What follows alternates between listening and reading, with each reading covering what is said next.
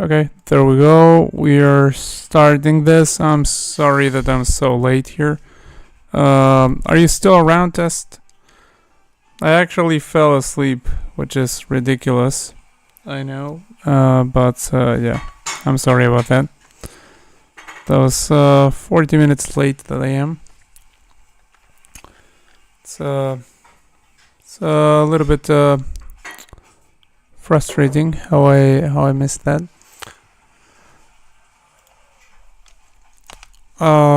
Okay, so we're taking a look at this game, which happened in the junior championship between Bobby Fischer and Whisler. Whisler had the white pieces, and this was, did I say it was in 1955? It was in 1955, so Fischer was 12 years old here. Much like in the first game that we took a look at. I mean, it was the same event, same tournament. Now, the game started with d4. When someone plays the move d4, they want to control the center and occupy it, much like when they play e4. They're occupying the center here. They're putting a pawn there in the middle of the board, and they are controlling half of it, and they are also controlling this, the c5 square. So if black allows it, now white will go e4 next and will enjoy a powerful and strong center. Much like when they play e4 first, they want to play d4 afterwards. And there are two ways of preventing that. You can either go d5, also controlling the center and occupying it, or you can go knight f6, which doesn't occupy the center, it doesn't put a pawn there, but it does control it and prevents e4. This is what Fischer went for. He went knight f6. Hello, Test. Yeah, I'm sorry I'm so late. I actually fell asleep, believe it or not. So yeah, that was ridiculous. But well, here I am, like 40 minutes later. So yeah, I'm just getting started with this. So we're taking a look at the game between Whisler and Bobby Fischer. This was the second game in this collection, which is a collection I'm following that has basically every game that Fischer played. And this was in 1955, so Fischer was 12 years old, and he has the black pieces. So after d4, knight f6, controlling the center and preventing e4. Like the other move that prevents e4 in this position is going d5. I mean, those are the most common moves, either this one or this one. So this gets played, and then c4. This is a very, very common move in queen's pawn opening. So whenever someone starts with d4, I mean, if they can, they're going to play e4. But other than that, they are probably going to push this pawn also with some control on the center. Usually in queen's pawn openings, even though they can play knight c3 at some point, they usually want to play c4 first and then knight c3, and the same goes for black. Like usually black doesn't play knight c6 in front of the pawn. Usually black plays c5 or c6 and then does something about the development of this knight.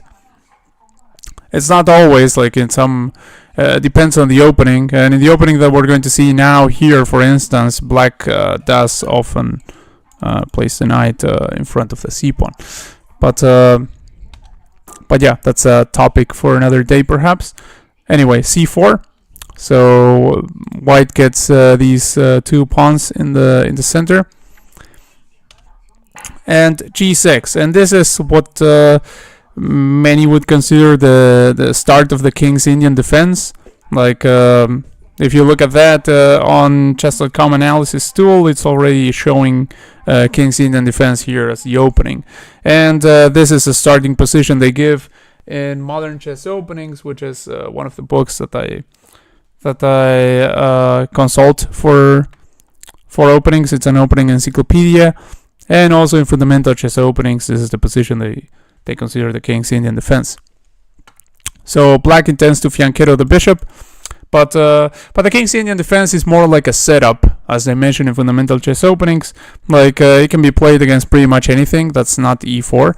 Like against a game that starts with e4, then if you play this setup by going over here and here and here and here, then you will be playing a Peer's defense. It wouldn't be the king's Indian defense. It's considered a completely different opening. But against anything else, this setup is considered the king's Indian defense. So black goes over here, here, here, castles, d6, and in some order, and that's and that setup is also what's called the king's Indian defense. So the bishop will stand strong on the diagonal, and what is black doing? Like, remember I said that black was preventing e4 with this move, but actually black with this setup is not interested in preventing e4 for long, as you will see. Like right after this, knight c3 gets played, and now white is about to play e4 again. Like they are controlling this square e4, so they are about to play it, and black does nothing to prevent it in the king's Indian defense. Black, this is what's called a hyper-modern opening. So the hyper-modern school, which is no longer something modern. I mean, it's it was called that, but it's very old for our current time. It's it allowed the opponent basically to occupy the center, to put another pawn here and get like a very strong center with as many pawns as they wanted. But later on, what the player that's playing the hyper-modern opening would do is they would strike at that center. So they would allow the opponent to build a big center, to occupy the center, but later on they would strike at it. So it's not about neglecting the center. It's about like not occupying it for a few moves early on. That's basically the gist of it. And instead they are going to like control it from like the flanks. Like this bishop has an eye on the center. This knight also has an eye on the center. Like it's black is not neglecting the center. They are just not occupying it yet. And so after e4, d6. This move gets played at this point so that e5 doesn't come. Otherwise, white could play e5 and destabilize this knight right away. So d6 gets played. This is the again one of the king's Indian defense moves. If instead black played d5, then that would be a Grunfeld, which is another opening, and it's not what was played here. So f3. F3 gets played, and this is the same-ish variation. By the way, this here after d6 is considered the most important starting position of the king's Indian defense. That's what they say in fundamental chess openings. Or we will be controlling the center afterwards. Yeah, afterwards he will be trying in this opening. Later on, he will try to strike at the center. Usually, how black will try to strike at the center will be by means of one of these two pawn breaks to begin with. They would either play e5, and a pawn break is when you go, when there's tension between pawns like this. Like if you play e5, that's a pawn break. Like the pawns are looking at each other, like about to capture each other. So this pawn break or this pawn break, c5. One of these two, usually it's e5, but sometimes c5. And c5 can transpose into a Benoni if white goes d5. So one of these two pawn breaks is usually what black plays to start this attack against the center, and usually white will push d5, and then when the center gets all locked up, like there's a pawn here and a pawn here, and so the center is locked, no exchange of pawns, then play will be on the wings, and black will have play over here where white's king will be there. I mean, both will castle kingside, and black will try to checkmate white's king, and white will try to attack on the queen side, and whoever's faster will win the game. That's basically what happens in like classical King's Indian positions. It's not always what happens, but I mean, it's like what one of the most common themes in King's Indian positions. It's not the only plan or the only thing that can happen. Like play can develop in different ways. So now f3 was played. This is called the same-ish variation. So the idea here is that white first of all is supporting this pawn naturally, the e4 pawn, and now they can, for instance, play a move like bishop e3, because this pawn is also controlling that. So if white played bishop e3, then knight g4 over here hitting this bishop wouldn't be a thing, because otherwise this move might come and might be a little bit bothersome, because white in general you want to keep the bishop pair, all other things considered, like you want to have the two bishops. That's something that players of pretty much all levels want to keep in general, because two bishops are considered to be a powerful positional advantage in most positions, unless a position is like extremely closed or something. But so this move serves many purposes. One is that it reinforces e4. Another is that it prevents this, so that if bishop e3, then this doesn't come. And another thing is that it supports g4 in the event of white getting play on the king side. Like instead of on the queen side, like I said before, maybe in this same-ish variation, white would like to go for a kingside attack actually themselves. That could happen, and so this pawn is already preparing g4, and white can start like g4, h4 and stuff in the future, like maybe. That's the one thing they have in store. But another thing is that it's a very flexible move, because white still hasn't committed to going for this pawn storm idea, and they haven't committed the development of their pieces except for this one, so they could actually go for queenside play anyway, and just use this pawn to reinforce the center and to perhaps anticipate black's attack on the king side. So this pawn could serve as a preventive measure against black's play when black tries to start something over there. And so castles, and I forgot to mention I forgot to mention a couple of things, like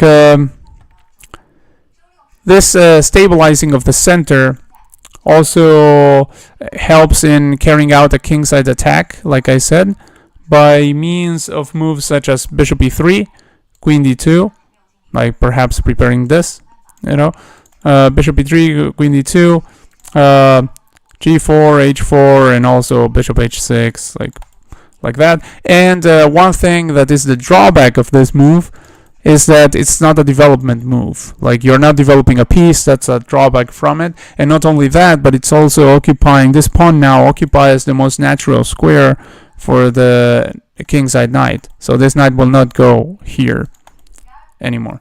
So those are basically the drawbacks. I have them written down here, and I forgot to mention that. So castles, bishop g5. So in this position, again, bishop e3 is the most common move, Like usually in the same-ish, here white will develop with bishop e3, but in this case they went bishop g5 in the game. Now, what they said in one of the books that I took a look at before this stream is that c5 is a very common move, like when white plays bishop e3 even. Like in general, in these kinds of positions, c5 is like the main pawn break. Remember, I told you that e5 is usually a pawn break in King's Indian positions, but in this kind of structures with the same-ish, it's very common for black to go c5, and bishop e3 kind of deals with that, because the c5 pawn break, like this pawn on d4, is reinforced by the bishop. But at some point, white realized that, well, black can still play c5, so why even bother playing bishop e3 when you can just play bishop g5 and ignore c5 completely? And so basically that became another variation. And in these kinds of variations, black may play h6 at some point. And it will not be such a weakening move, especially in positions where maybe at some point black will also play h5 here. And okay, so knight b7 was what's played in the game. So here already c5 is a strong move. Like it's one of the top engine moves, if not the top engine move. So c5 pawn break already is how many games have continued from this position. And here again, white will probably lock the center with d5, and it will lead to sort of that Benoni kind of structure. So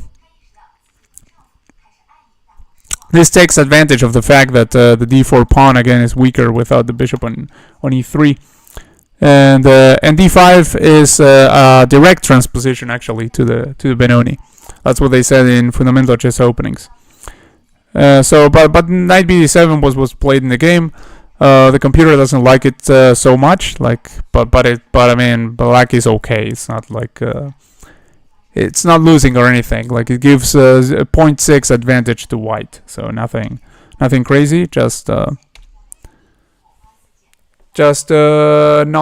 deemed as great as playing c5. So queen d2 was played, and then e5. And here, this the analysis gives it an inaccuracy here. The review tool from chess.com.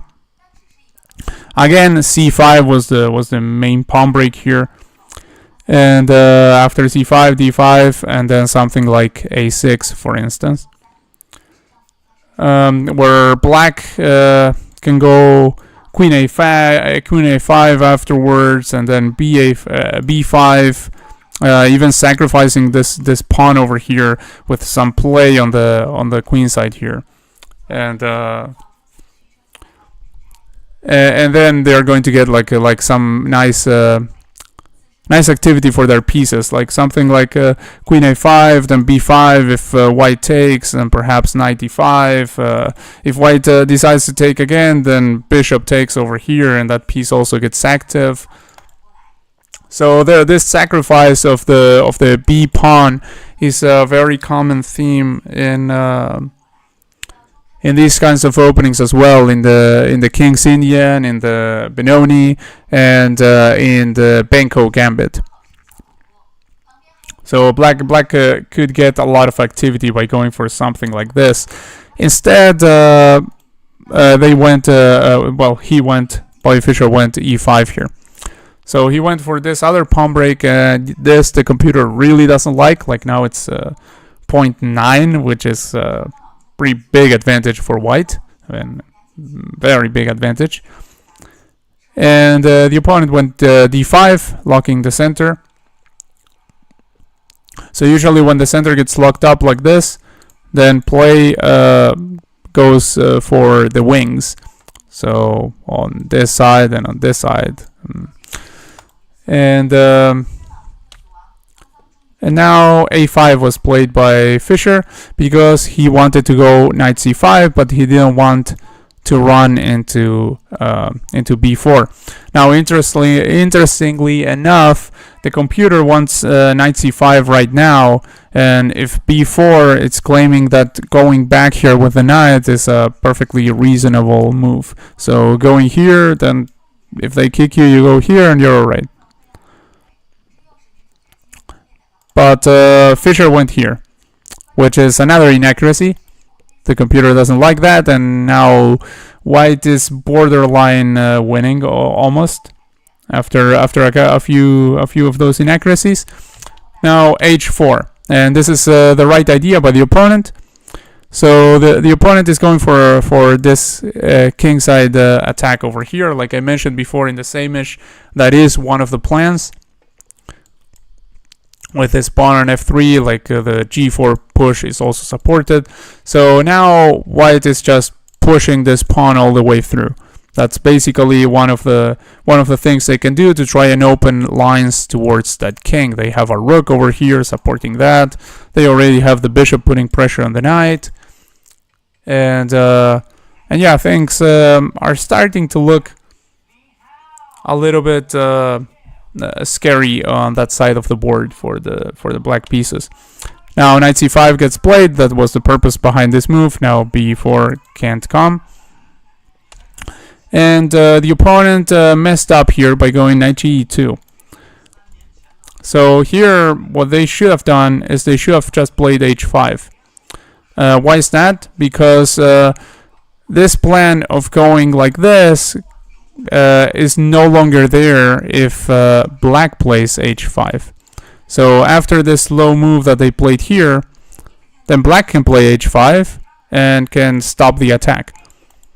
Like basically black, the computer thinks after h5 black is fine, and that's a very common way of stopping this kind of advance. Like if you're getting attacked by this sort of pawn storm, a lot of times playing this move h5 stops it altogether.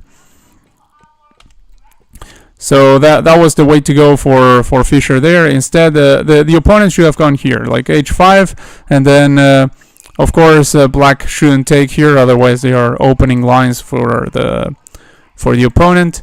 And by the way, even in that case, even rook takes would be perfectly legitimate. But it's if they take, I don't think that's even the top move. But I mean, it would be an option because this knight is pinned to the queen.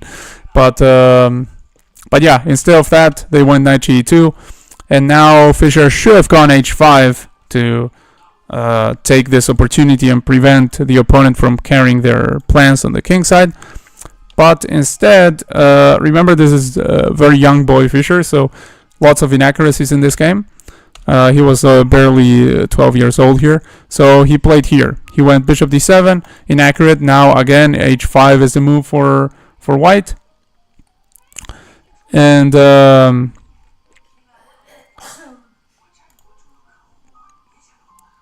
g3. And this was a very ugly move by the opponent. It's like neither side is really acknowledging the needs of the position here. Like when you're playing chess, you have to. I mean, and it's easy for me to say it because I have the computer right in front of me, right? But when you're playing chess, you're supposed to acknowledge the needs of the position, not play moves on a whim or the moves that you just simply want to play, but you have to look at the board, look at the position in question, and try to find out what is that is needed of you to do in this certain position. Like, what should you do? Like, the board dictates how you should play a certain position. And yeah, neither side is really acknowledging how they should play. Like, here, instead of bishop d7, black has to stop the advance of h5 by playing h5 themselves. They get an opportunity to do so, but they don't do it. They play bishop d7. And now white gets another opportunity to play h5 and continue with the plan of the pawn storm, But instead of doing that, they play knight g3, which is absolutely anti-positional, because not only is now black able to stop all that play with h5, but apart from that, this knight is standing right in front of the g-pawn. So this g-pawn is not going to advance. Like now, basically, if you is this match and draw? Wow, you know this game already? It's interesting. If you know it, really interesting. Yeah, it will end in a draw. Yeah, spoiler alert. It does end in a draw. So yeah, knight g3, but not without any interesting things before it ends in a draw. Like don't think the game is not interesting before it ends in a draw, because there are opportunities that were missed. So it's not like it was a draw, like a boring draw. It was a wild draw, sort of like guess the ELO style. So knight g3 was played, and knight g3 not only Bobby is able to stop with h5 here, but also stop the plans over here, but also g4 now is not a thing. If you let the computer like do whatever it wants here, that it's going to if you play like random moves with black, it basically will eventually move this knight back, like somewhere, like or maybe after developing this bishop, like somewhere like here or whatever, and then it will correct this move, and it will push g4 and then go back here with a knight. So this move absolutely terrible for the needs of the position. Obviously, white had no idea what they were doing there. And yeah, the thing is, they should have played something like h5 or even g4. Like g4 here was also fine. Like Müller in his book,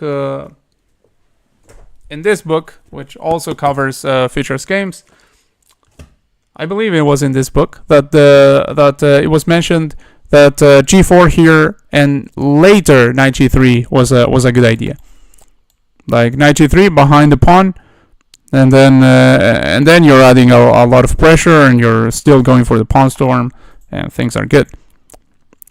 You know the game of the century? Yeah, I do. That's a game where Fischer was playing against Byrne. Yeah, that was a Grunfeld defense, which I mentioned before, the Grunfeld, where they play d5 instead of d6, like similar setup with knight f6 and g6 and bishop g7, but d5 instead of d6. Yeah. Hello, Cowdub. Oh, thank you.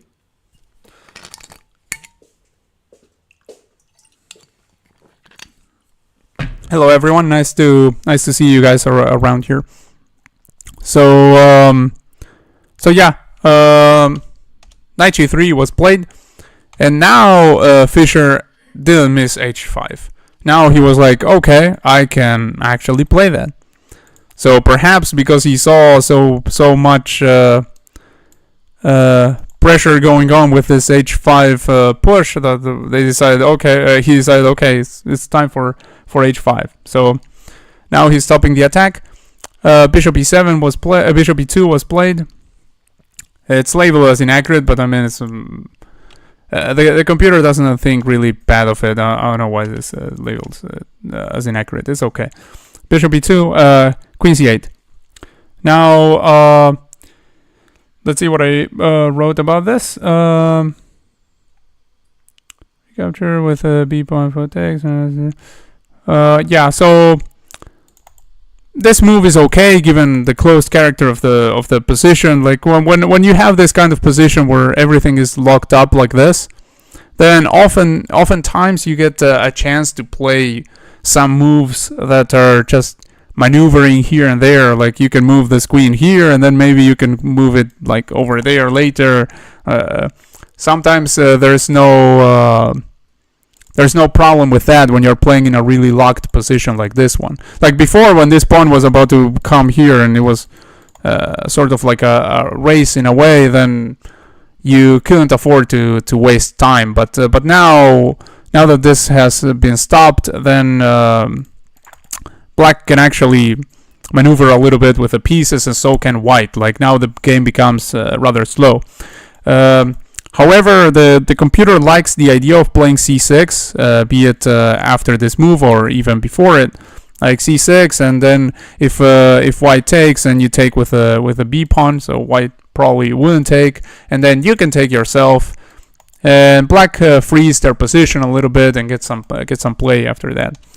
So bishop h6 happened here. Like white decided, okay, I'm sort of out of ideas, so let's trade the famous King's Indian bishop for mine. And here Fischer could have just taken straight up and just traded like this, but instead he didn't like the prospect of the queen arriving over here probably, so he went here with a king, inviting white to make the trade, and like this. So now the queen will not land here. Now rook f1 was played, which is another inaccuracy. How many games will I show you? I will show you just this one. If you guys are bored, do let me know. If you guys get bored, I can try to go faster with it. But yeah, for today I only prepared this one. Like my intention with this series is that I'm going to show like 1 or 2 games every time I make an episode, which in principle will be on Fridays. That's why Fischer Fridays, but which is not an idea I came up with, by the way. Fischer Friday, like that wasn't me. Lots of people have their Fischer Friday, although other people, I have seen them, when they say Fischer Friday, they play Fischer Random, which is that format where you have the pieces like sort of scrambled on the back rank. But for me, my Fischer Friday is just I'm going to go over some Bobby Fischer game. But yeah, I prepared 1 game. After that, I was intending to go faster and play puzzle. All right. So yeah, I mean that was the idea basically. After this game, I was intending to like do puzzles or play or whatever. So yeah, we can do puzzles after this one. So actually the rook was okay on the h file here. Like this move got played, but the rook over here was perfectly fine. It looked like it's not doing anything, but after white castles queenside, then they can bring this other rook over here, and they can still sort of dream of plans of trying to start something with pushing this pawn. Like obviously now it takes a lot of maneuvering. Like they would have to castle, they would have to bring this over here, I mean with this rook over there, and then they would move this knight back, and like it takes a very long time, and black has to neglect everything in order for white to be able to start anything substantial at that point. So queen d8 was played, and now this queen is staring at this pawn by a x-ray of this knight. So whenever this knight moves, then this pawn might fall. Long castles, knight e8. So now the pawn is hit. Rook h1. And this is interesting because Bobby sort of forced white to play a decent move here, because they had this rook that was that had moved from actually a decent square for white to start some play, but now since this pawn is under attack, they have to go there. So they go over here, and now the rook is well positioned again.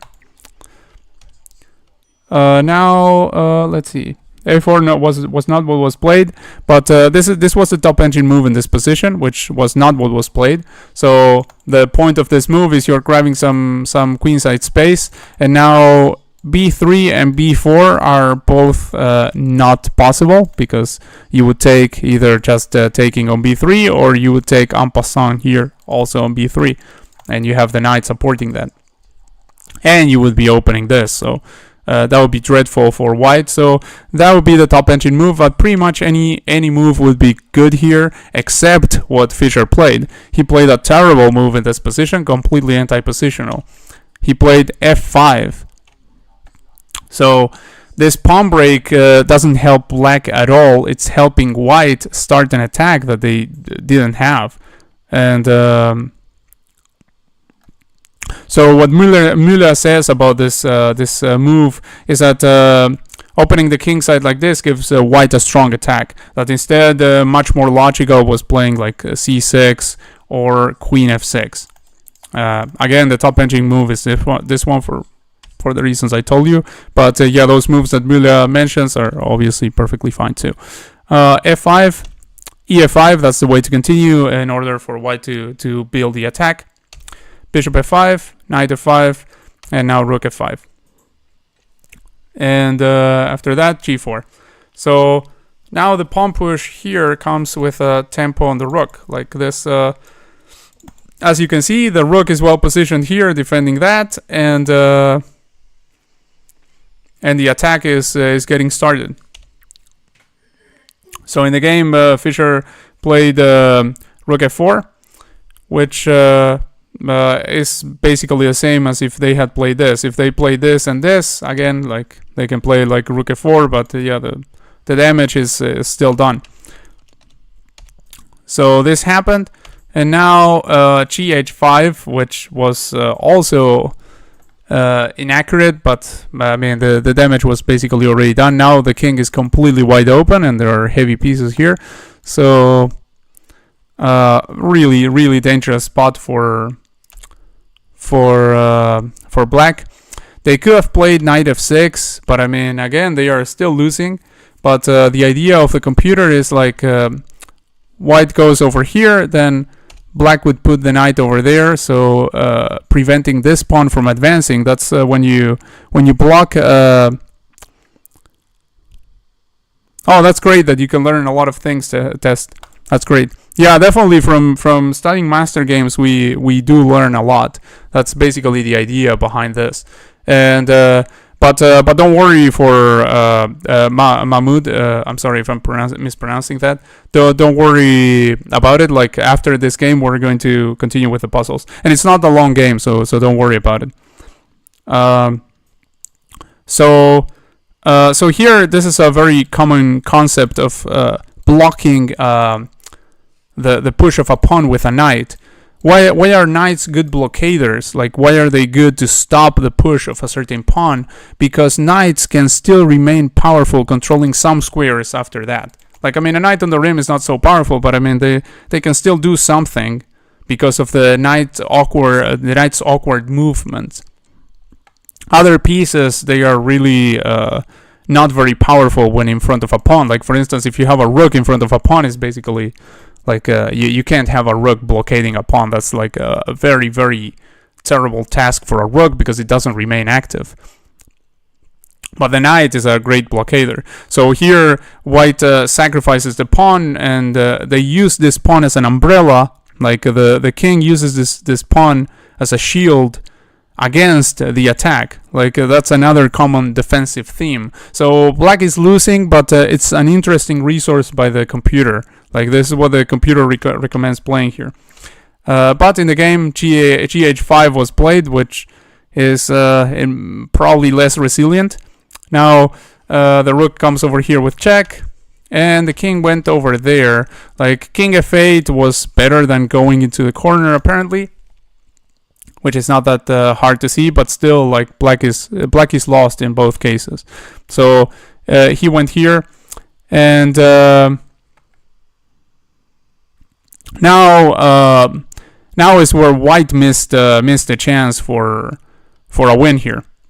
So what white can do in this position is they can go rook g6 over here, then they can bring the other rook over there, and they are, first of all, if black doesn't do anything about it, let's say rook g6 and then rook hg1, and black isn't doing anything, then black gets mated like this, like ladder mate. Like that's at the most basic level.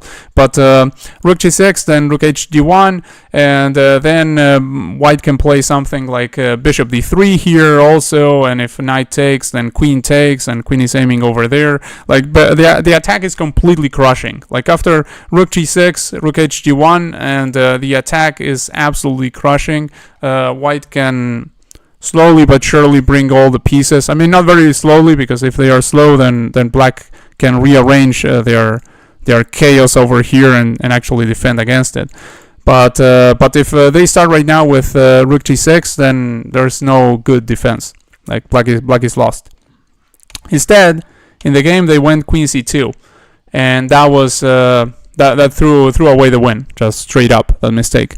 Like white didn't see that they could go rook g6, and instead they wanted to go queen g6 over here, and that's rather slow, this preparation of the move. And now Fischer messed it up again, because he went knight g7, which is a horrible move again. It allows rook g6. It doesn't stop anything. So rook g6 right now, or even rook g5, the computer is also recommending. But I mean, rook g6, rook hg1, and again, we're in the same horrendous trouble once more. The point is, this knight should have gone to f6 instead. Knight f6, and then you're covering this. And then you can also bring your queen to the defense, and actually you are surviving the attack, and black is okay. Like there's no mating situation. But with knight g7, that's not the case. Like this is not covered, and white even has eyes on it. So white can already start with rook g6. Instead, they went queen g6, which is pretty terrible, and throws away the win. So basically, like let's I don't know the age of Whisler here, or their rating exactly, but I mean, as just judging from this game, I would assume that that both players here were like, just like Bobby Fischer was very young, 12-year-old. This guy probably was just also basically getting started, like not so probably they saw this, they saw like, oh, I can go over here, team up with the rook, and I'm threatening mate in 1. So the answer to this is somewhat obvious, and Fischer is not going to allow the opponent to just mate them. So instead they should have gone rook g6, rook hg1, and then they had an attack that was unstoppable. But here Fischer simply went queen f6, and queen f6 is oh, by the way, there's not just the threat of this, but also if let's say they play here, for instance, defending against that, then there's this, and it's over again, because king goes over here, this is pinned, now the rook comes over there, then rook hg1, and yeah, the pressure is just way too much. So gotta be careful about that. So yeah, this move wasn't completely innocuous. It wasn't just a mating threat over here. But Fischer found the only move, queen f6. I mean, not hard to find. And now they are offering a trade of queens, and white really has no way of continuing this attack in any capacity. So what they did was basically the best they could do, which is just take over here, trade, and the game ended here in a draw. So now the attack was completely gone. So yeah, like if instead white had tried something like, you know, keeping the queens and going like going like here, for instance, then actually black is so much better. Like black brings the other rook to f8 here, and or the knight to f5, hitting the queen, and like all of a sudden black is the one attacking. Like so yeah, white did the right thing, acknowledged that that the attack was gone, and just traded and called it a day. They agreed to a draw there. So I don't know what you think of this game. I mean, if you liked it, and also if you like the format of this, you can let me know what you think about that. Now we can continue with puzzles and stuff. But yeah, for the future, I want to know if this is something people like or not, and so that I know what to repeat and what not to repeat. Like I said before, like I need to find out what people like and what people don't like. Otherwise, I will. I don't want to be doing what people don't enjoy, obviously, because for that I have my own time, not the stream time. So all right, let's go to the puzzle rush. And by the way, oh, thank you, Test. I'm glad that you liked it, and thank you for tuning in. So okay, we can go back to this. Also, yesterday you wanted to play a game of chess test. If you want to play a game with me, we can also play a game. Like today, it's earlier, so we can actually play a game. No one likes draws. Yeah, well, but the game wasn't just a draw. Like it was it ended in a draw, but there was a big attack. Like I showed you. Like there was a big attack potentially. Like I showed you how the attack would have gone, but yeah, it didn't happen. But it was there. So, but yeah, I mean, draws in general, I agree that they're boring. But I think in this case, it wasn't like a boring draw. It wasn't like the draw happened. Like both players played completely drawish the whole game or something. It was like White tried, but they didn't do the right sequence of moves in order to perform the attack. So black to move in this position. This is the puzzle that we ended up on the previous session. So we are on puzzle 51 of this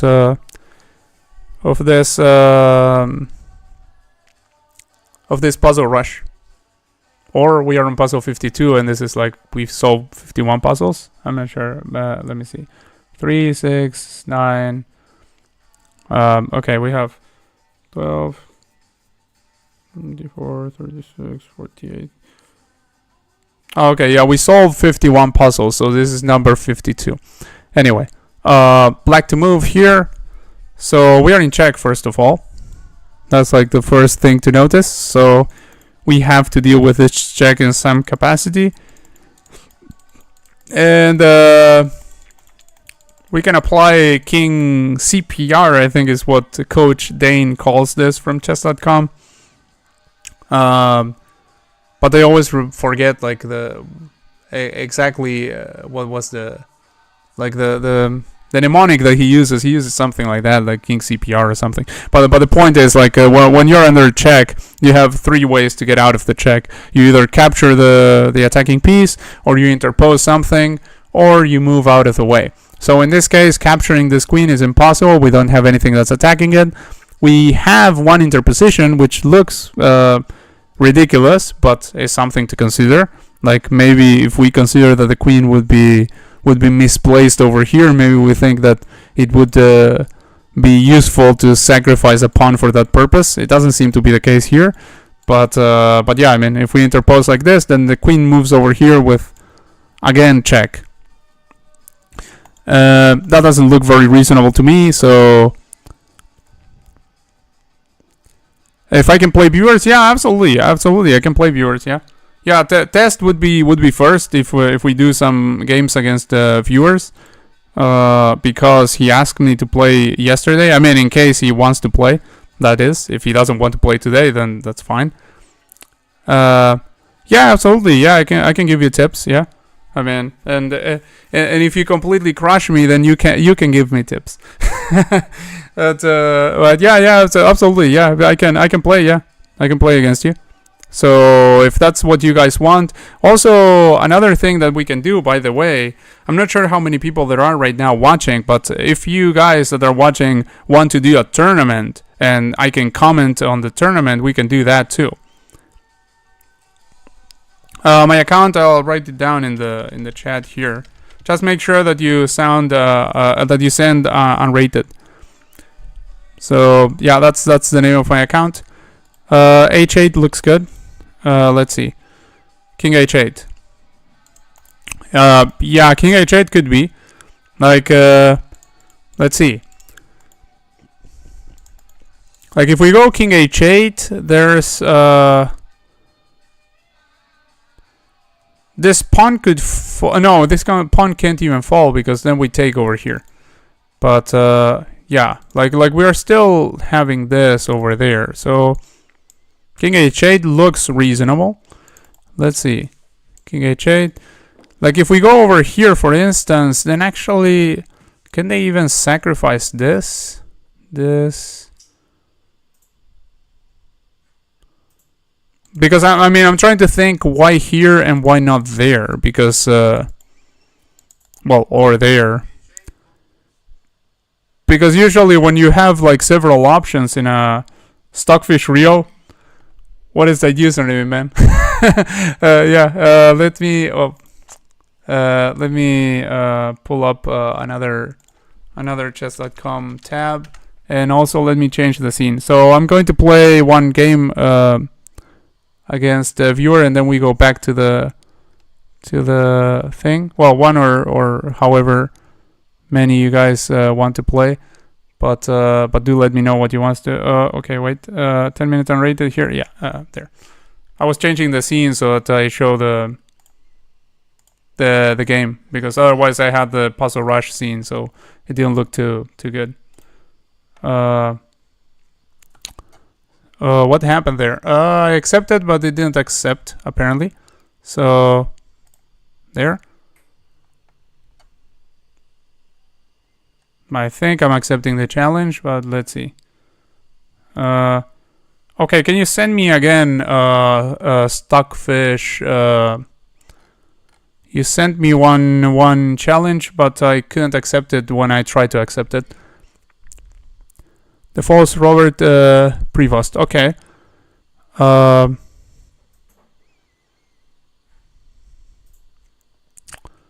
So 10 minutes. It can be 10 minutes if you guys want. It can be 10 minutes or 3+2, whatever you guys want in time control. The only thing I will not play is like Blitz, like Bullet. Bullet I will not play. Blitz I will play, but Bullet I will not play because honestly that time control is like not for me. but until Blitz I can try, even though Blitz is probably also not for me. But until that I can try. So here we're playing an advanced Caro-Kann. So the Caro-Kann is this opening with c6 first. I'm not really well versed in the advanced Caro-Kann, to be honest, but I'm playing it these days, but I'm not really well versed in it. So, and I'm playing this too fast probably. Let's see. Can we play like f4 here? Like here I'm already out of book, honestly. Like, but which is not to say much. Like, I mean, I don't know much theory about anything, to be honest. Could go here potentially. Probably going to do that. Like, I'm probably going to go with this pawn, like supporting this one. We still are defending this one over here. And to that, I could do two things. I can go here and then go there. Sounds kind of reasonable. I think I'm going to do that. I'm not sure if this is a thing. Like, again, the advanced Caro is not something I have played a lot, to be honest. But I'm trying it these days. So now I take over here.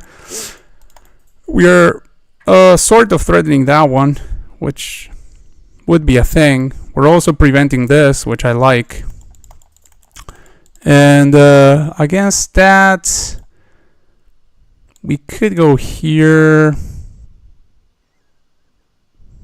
Let me think. Like, I don't think I want to do this and then this. Like, I think I want to do something like potentially that. And then maybe I can go here, and if that. I think I'm going to do this. I might be completely misplaying this. Like, we'll have to check with a review after the game to see what you're supposed to do in this kind of position. But in principle, I think this looks alright, sort of.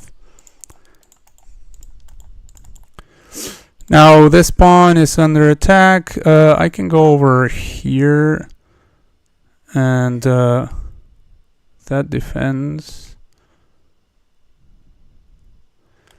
I could also go here, here, then moves, and I go like. Nah, that doesn't do anything. So let's go over here. Let's go here and then potentially knight f3. I think knight f3 defending this pawn afterwards and developing a piece would be all right. If I move like this one, then we have this potentially, or this.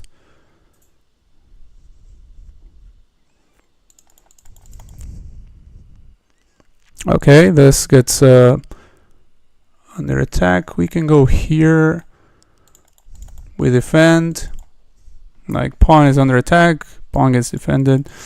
This move, I did see it, and it could be slightly annoying, but let me see. Do I have something better to do than just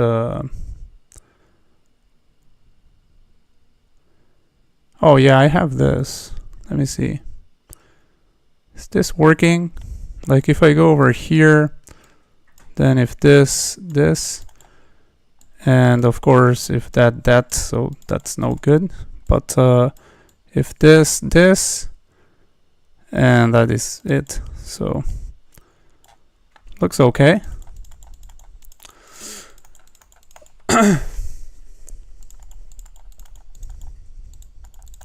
This move I expect to see probably, but if that, I think we might go here and then here.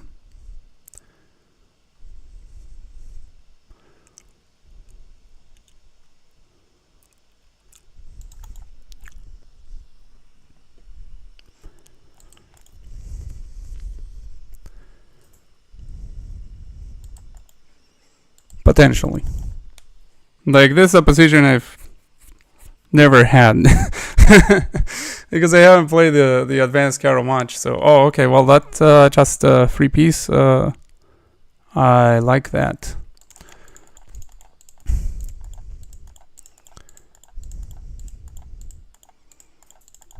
Okay, what do we take with? Do we take with this one or with the other one? I think this or that. Yeah,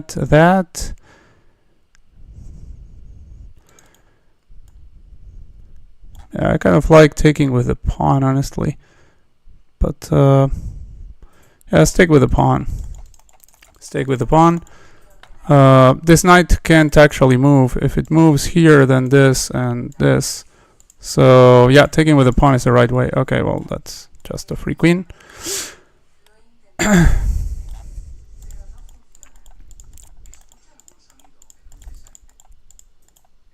And now we're also threatening that one. So okay, good game.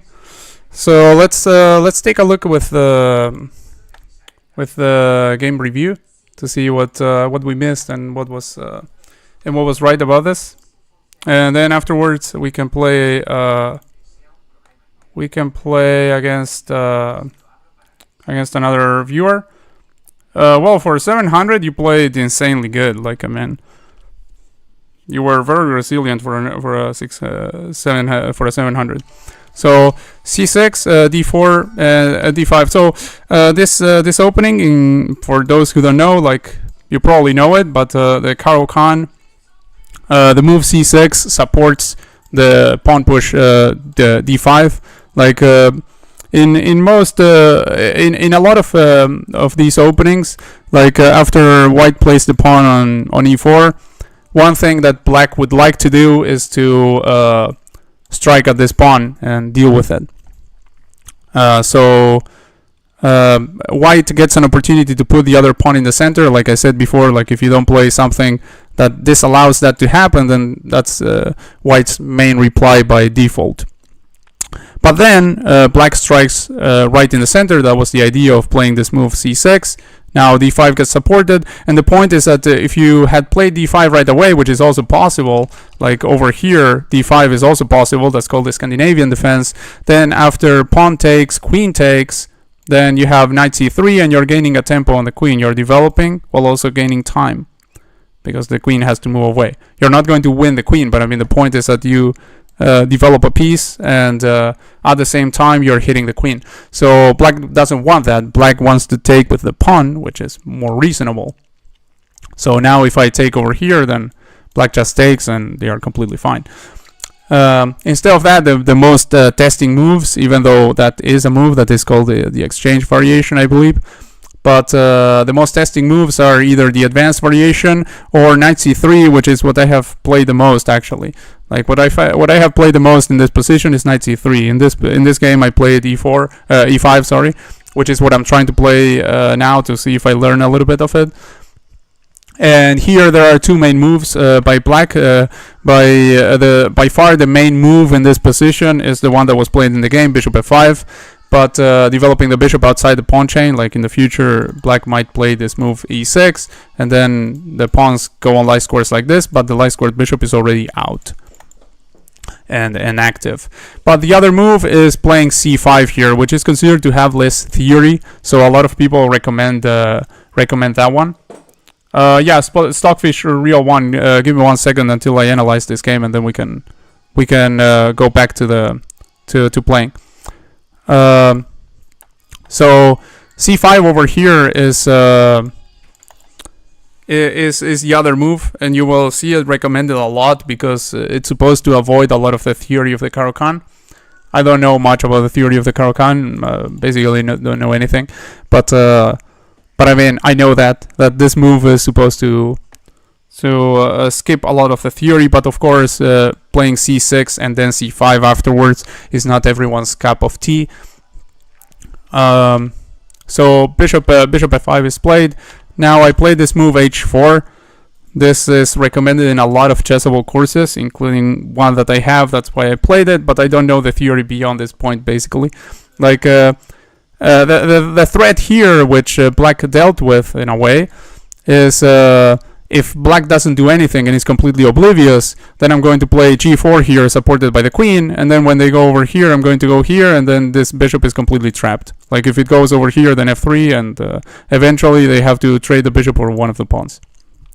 But they dealt with that by playing here. Not the most accurate move. I mean, usually you would play like like h5 here to defend against that threat. But f6 was played instead. By the way, this move is not just like a trappy move. I mean, that's like at the most basic level, it's already threatening that. But actually, you're grabbing some space, and the idea is that even if they play h5, you're going to be completely fine. Obviously, otherwise, you shouldn't play a move just because there's a trap to it. Like that's not how chess works. So f6, and now I played g4, and here I was already out of book. I had no idea what to do exactly, but this seemed like the right continuation because now the bishop has to go away and is no longer going to be very powerfully stationed on that diagonal. So he went over here, and now I went f4, which apparently was the best move. Like I'm supporting the center. I'm not surprised that it's the best move. Now here, and this was a mistake by me. I should have just recaptured with a d pawn was the best move. I wasn't sure about this move when I played it, honestly, but well, it is what it is. Now I played here and here. And after this, I went there. I thought this was the right way to go. It's an inaccuracy, but not so bad. Actually, the top move was what? Queen f3. Yeah.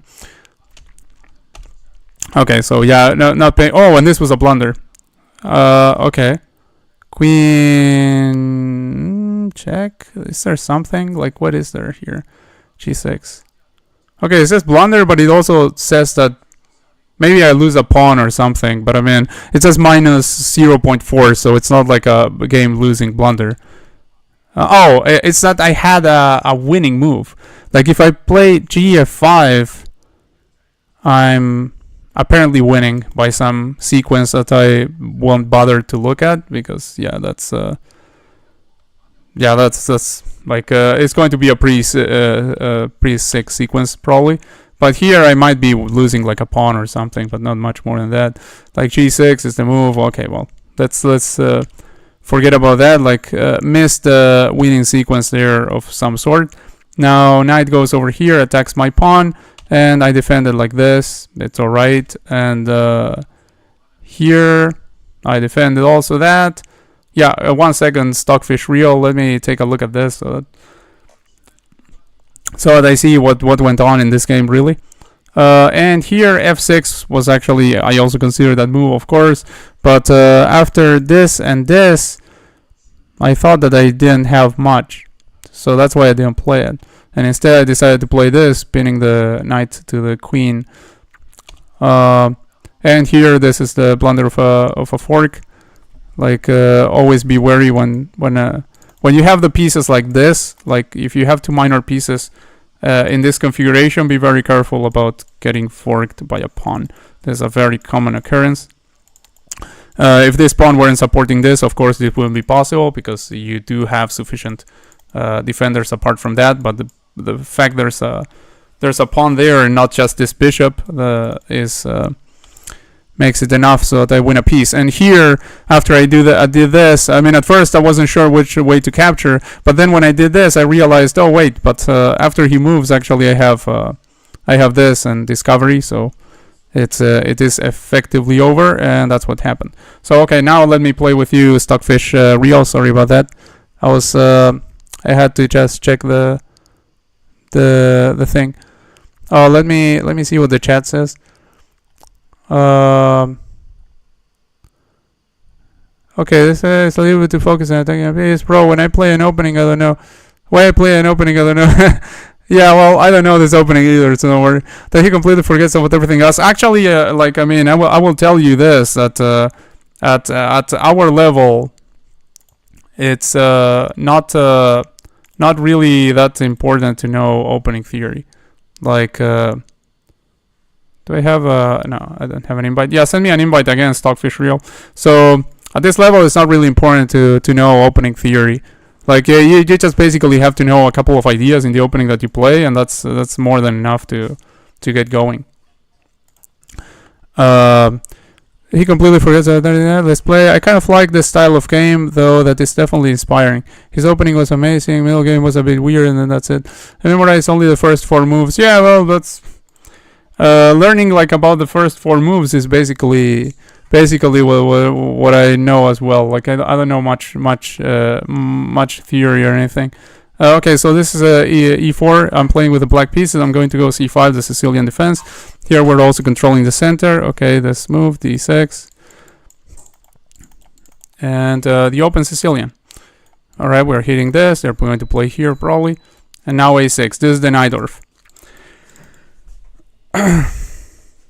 We're preventing any piece from coming over here. Okay, he plays, well, maybe he knows a lot of opening theory, because this is like it's considered about the most testing continuation.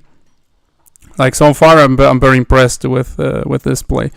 Then here I'm actually already out of book. I don't even remember what to play here. I think bishop e6 has to be good, developing a piece and controlling this important d5 square. Now I'm probably going to go for something like this, and also here. First, I think I will go here because I want to eventually be able to castle. I shouldn't get too crazy without castling first. Let's go. Okay, he's going to put some more pressure potentially on this pawn, but as long as this bishop is protecting, then there's no problem. I could go here. Yeah, I mean, this is really good play. If I go over here, does he have something over there? I don't know. Just in case, I'll start like this. I think. Let's go here. Maybe I'm playing too fast. This is a 10-minute game.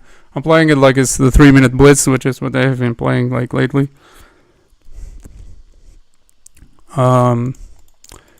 Okay, that, and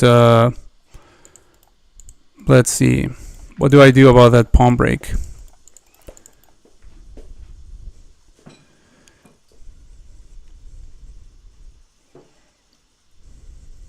Like, do I do anything about the pawn break, by the way? I could go like...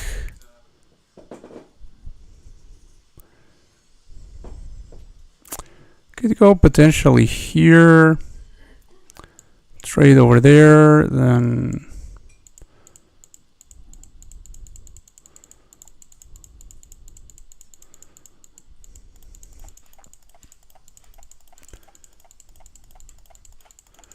I'm not sure if going for this is a good idea, but I mean it might be.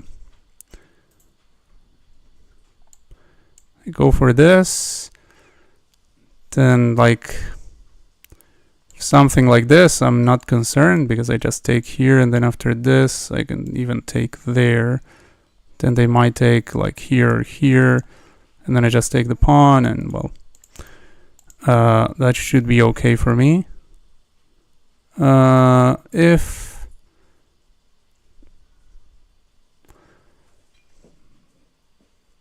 like I also could go here, and if this I just go here, but I mean they would probably take over there, and then I would go here, and not sure if that is really good for me. I'm going to go here. Let's see.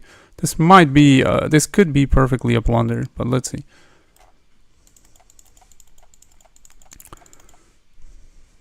Yeah, I'm allowing this, which I don't really like.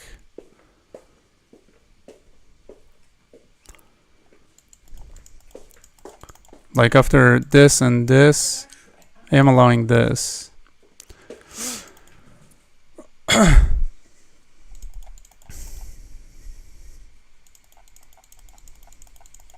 Okay. Interesting. Could trade over here. I could let's see. What about just simply trading there? Like, I don't know. Like this player is playing really well, so I honestly don't know what to do here. If I should go for some trades or if I should go for something else. I suppose I'll just castle, but yeah, I might get smoked here, honestly. Like it's pretty good play. Pretty good play. Okay, they take. I go here, which was basically the idea when I went for that.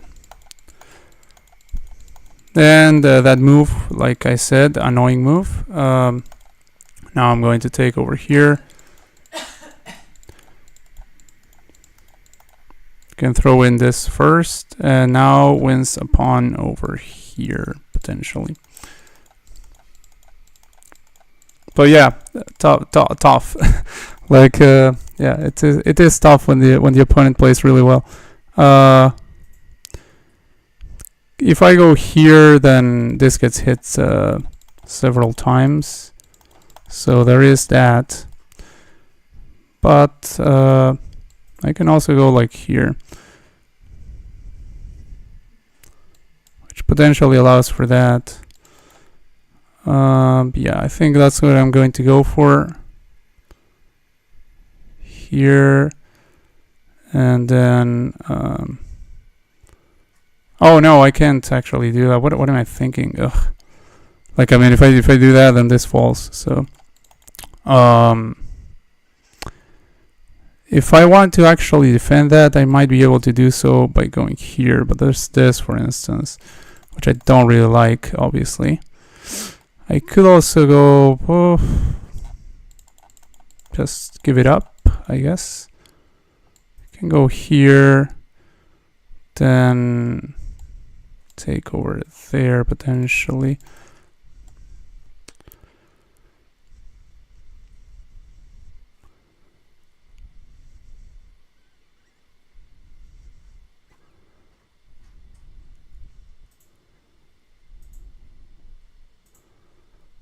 If this, and this.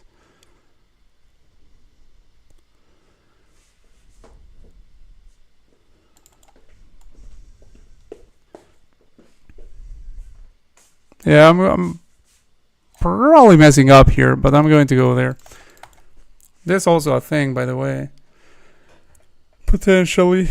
But if that, they just maybe take over there. Otherwise, I'm going to bring this other one over here. Okay, I can go here. Oh, then I know what they're going to do. They're going to go over here. Yeah. So, and they're hitting my rook. What am I thinking? Okay, so yeah, this game I'm definitely going to lose this. Like, opponent way too strong. Like, yeah, very powerful play. That pawn is 100% dropping, so I might just go here potentially, or oh no, like there maybe.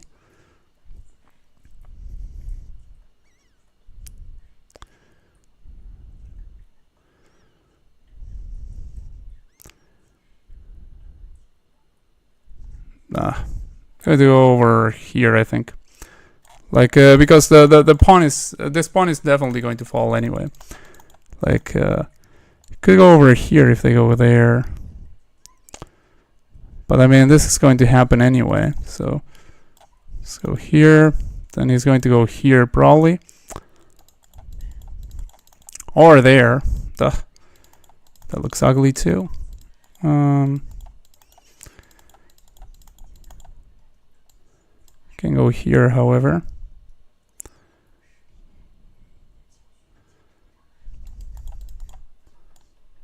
Yeah, they are way too strong. Like, just it's too powerful. Too powerful. Like, definitely not 600 level. Like, more like the name of the account level, like Stockfish. You know, like Stockfish is the engine rated 3200. So more like that level of play than the level of a 600, definitely.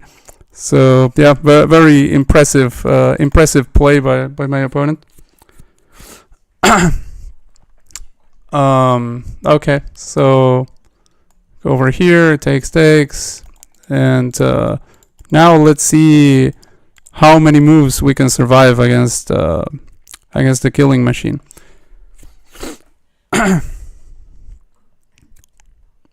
Now we're threatened by this, potentially. Let's go over here.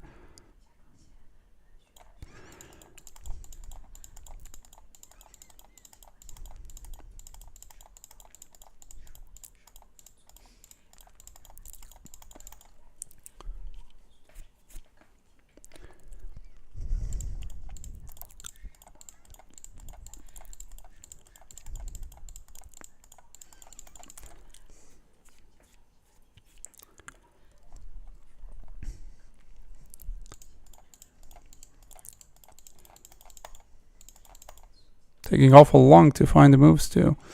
Go over here. Probably this move is going to come.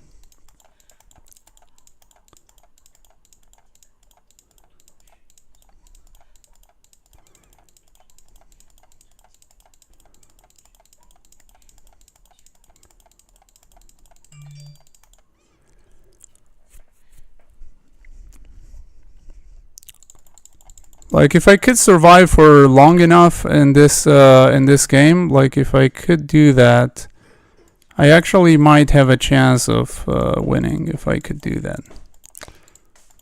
Because I mean, it's taking them an awful long to play each move. So I mean, if they are going to take so long to play each move in a timed game, then it's not going to be enough for them to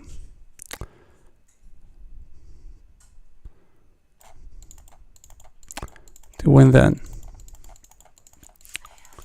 Oh, I shouldn't have played that, actually.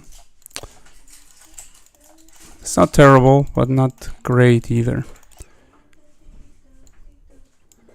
Maybe here.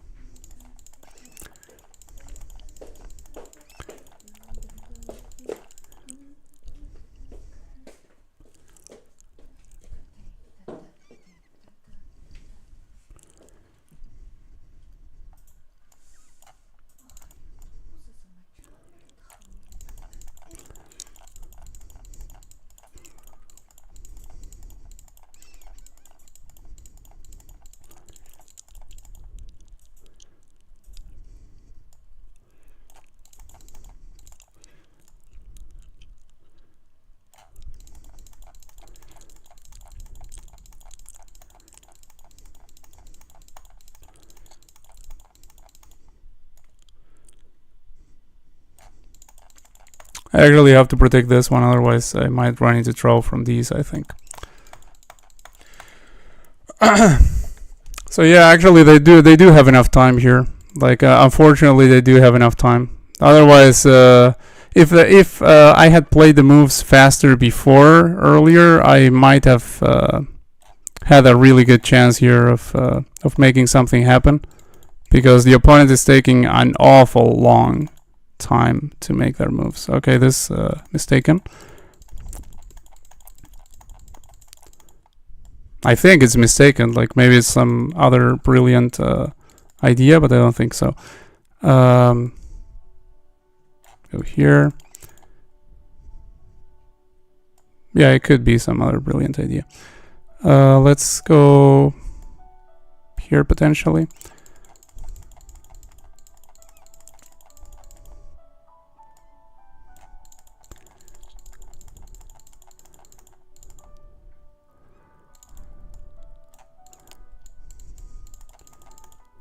Oh, yeah. Okay, so that's yeah, that's going to be losing for me. Yeah. Okay.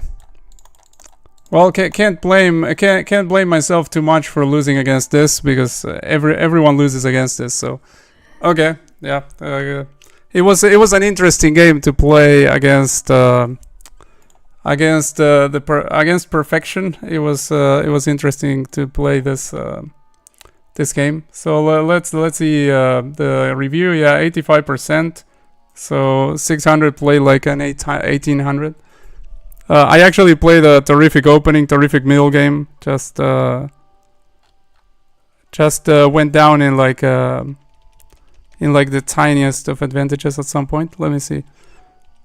Yeah, I made a few inaccuracies. This was a mistake, and that's it. Like that's all it took, because again I'm playing against something rather inhuman. But well, it's what happened. So let's see. Well, what are they saying in the chat? This opening was amazing. No, this is before. So. We need a diamond member to play against this guy, or even platinum. Can I go to late? Ask how this will handle them. Diamond members usually pro real well. No. Really, the diamond membership is not really. It's not really a good. It's not really a way to play better or anything. Like I mean.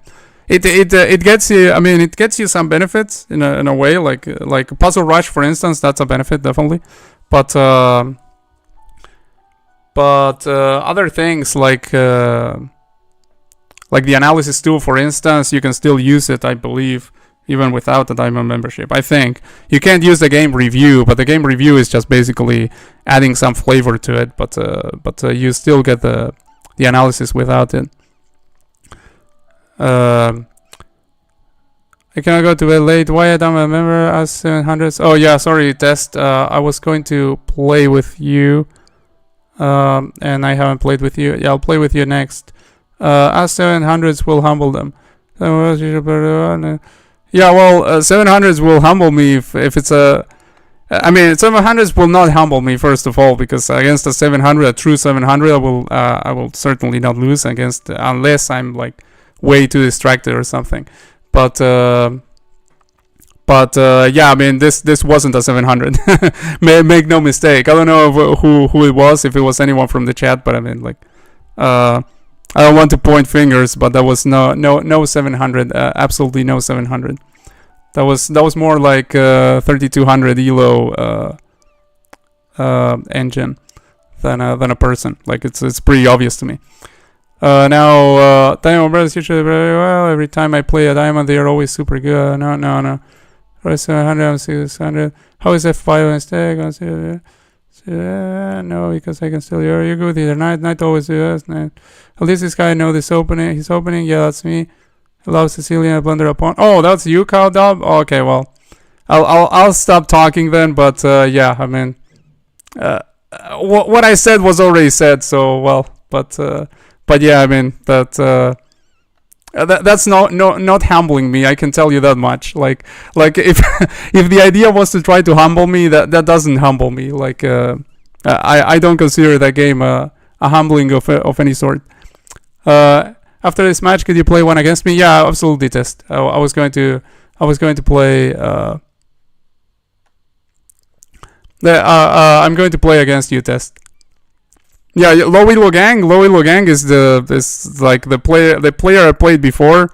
That was Low Elo Gang. I mean, sort of like if we are talking about 600 like Low Elo, then okay, yeah. I mean that's 700 play like legit.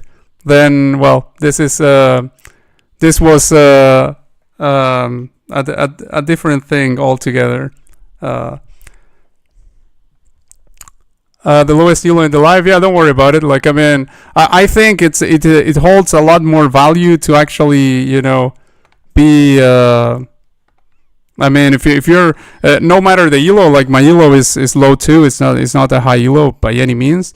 But I mean, it holds a lot of value when you're actually the one playing, you know, like if you're playing and you're blundering all your pieces, but you're learning from it and you're playing and you're actually, you know, trying to improve, that holds a lot of value in my opinion, and that's what I do, and that's what I think everyone should do.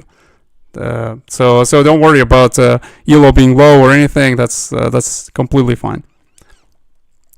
No, you're not smurfing. I didn't say you were smurfing. I didn't say that. If I go pray to like 30 minutes, you will still... will I still live after you pray for 30 minutes? Like, I hope so. I do really hope that I will be alive after 30 minutes from now. No, just teasing you. Just teasing you, man. Yeah, absolutely. Go pray. Go do your prayers. And I'll still be around here. Yeah, in 30 minutes I'll still be around here, probably. Most likely I'll be here. So yeah, but by all means go do your stuff for 30 minutes. So let's go low elo wins. Yeah, no. That wasn't low elo win. Like I'm not going to acknowledge that. Like 100% not going to acknowledge that. Look at the review, man. It said I played okay. No, it said something else. And also, like, I mean, throwing like one move later on, like slightly inaccurate, like I can do that too if I wanted to. But he's good at opening, very strong middle edition. It's really stuff. Yes, that's me. Well, Platinum beat him. I will invite you. Just invited you. Live stream, not live, not dead. Yeah. I know. I was just kidding. I was just teasing you. So yeah, sorry, I was reading all the chat first. Test. Now I'm going to send you, or you send me an invite. Test. You can see my username on screen if you didn't catch it before. Just send me an unrated invite and let's play. And do please play your actual moves. Like I don't expect anything else from you, Test, but do play your moves, please. Do not let any extra assistants do the job for you. That's not how we play chess.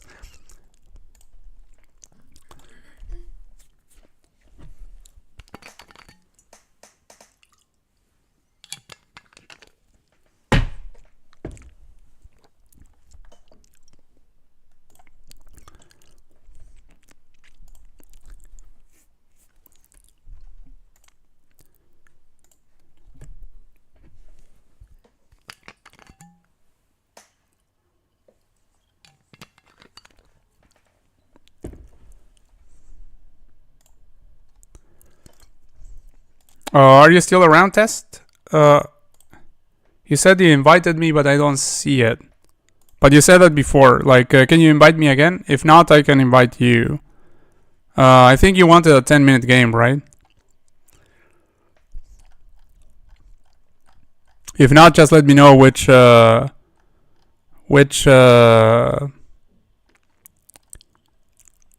not, just let me know which time control you want.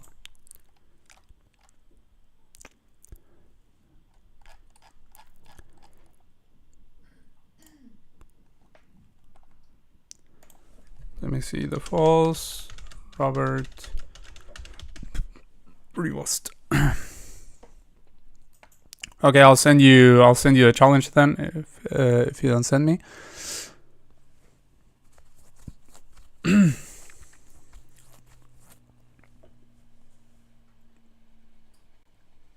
Okay, it's loading.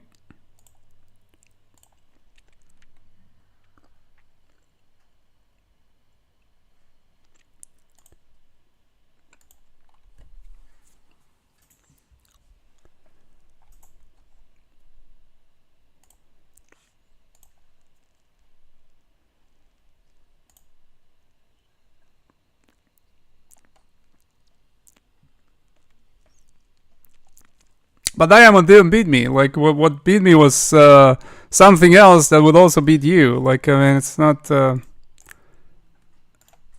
don't know. I'm not going to continue arguing about that. But all I'm going to say is that I'm absolutely not impressed. Like, 100%. Like, if you think that that can impress me, I mean, that's definitely not it, bro. Like, I have seen that before. Several times. Like, it's not... It's not a new thing. Like, it's not the first time that happened to any chess player that's familiar with the online world. Anyway, I'm sending you an invite, Test, and yeah, let's get a human game in.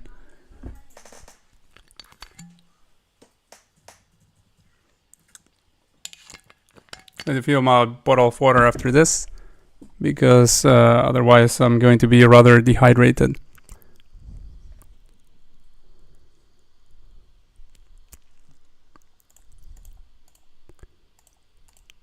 Oh, no time left? Oh, shoot. That was unfortunate. That was unfortunate, Test. So, okay. I guess we'll play tomorrow if you're around. Yeah, absolutely. 100%. Yeah, sorry about that. I actually was going to play you first, but yeah, then I ended up playing these two other games. Actually, you deserve to play a lot more than my previous game for sure. So yeah, tomorrow we can play one. We can play one tomorrow, and right now I guess I will wait for. Yeah, see ya. Take care, and thanks for tuning in. Now we'll continue doing some puzzle rush, I suppose, and because I did tell Mahmoud that I would be around here after he finished his praying, so I'll keep that word. So I'll do some puzzle here. Let me switch the view so it's on the puzzle rush view. And yeah, black to move over here. So again, like we have, we can't capture the queen. This interposition looks absolutely useless, and we have these moves to choose from. Basically, these three moves to get away from this check. So king h8 was suggested in the chat, I believe, by Mahmoud, if I remember correctly. And I don't know, honestly, which of the moves is going to be the best one. This one runs into one check, which in principle seems like it gives away a piece, but at least runs into some check. Because, I mean, we do have this going on right now. Like, if we could get out of this in a way that doesn't allow any form of check by white, then we have a lot going on here. Like, we have this is pinning that, so rook probably has to take over here. And after that, we have not only this with check and trying to continue from there, but also we have this in the middle as well. Like, we can start like this and then throw this in, and then maybe we can get something going. But I don't know, like, honestly, I need something tangible here to realize, okay, this is the move. Like, one tangible reason for it to be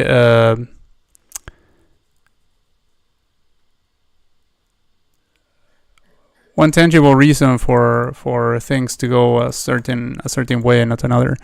Like, if I go over here, there's also this check, which I just answer like this, but who knows? Like, maybe that could factor in some way. Like, after that, king can go here. I mean, has to go here pretty much. Then I don't know. It doesn't seem like we have anything after it. And we're going to lose one of these pawns, by the way. So that and that at the very least looks like we are having to like go into a simplification that's not good for us. So probably not that one. What about this one? Like, playing this one might I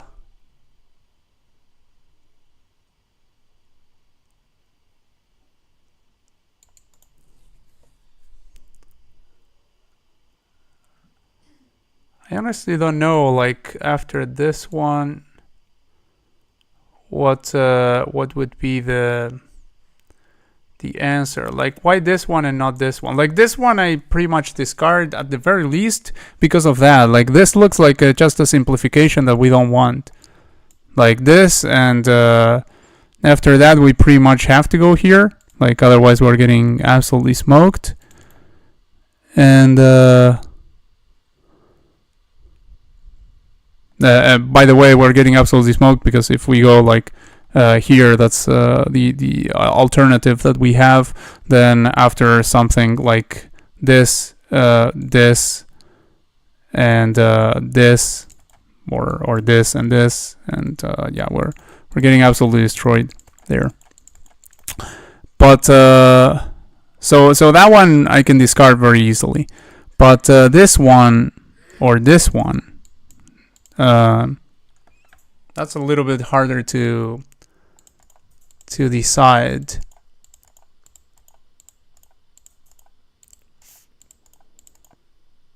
Like here,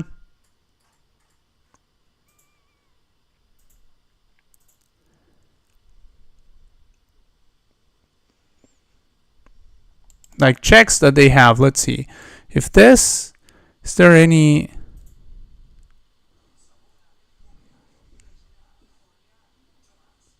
No check that seems to do anything really. And if this,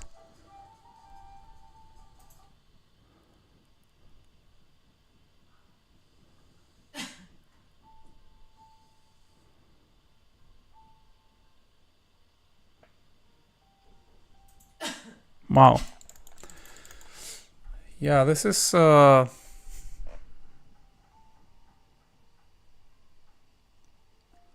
rather difficult to establish, like which of these two moves.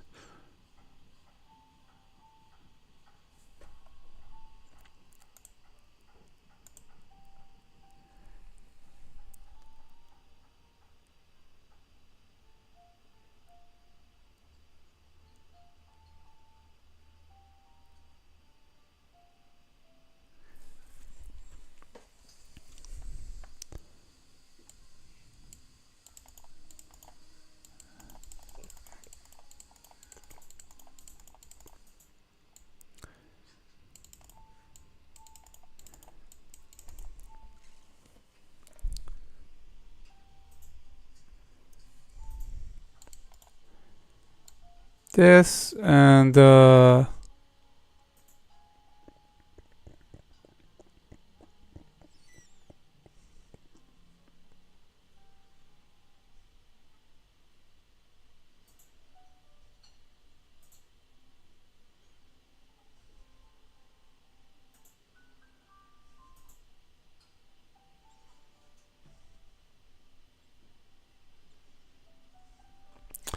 like if this over here, then let's say this, and this, for instance.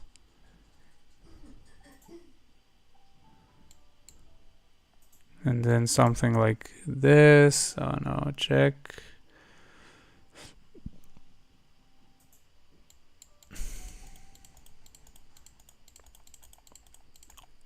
Or actually, no, actually check here. And about to take here. Yeah, I mean, if this, this, then probably has to go here, because otherwise we have this fork.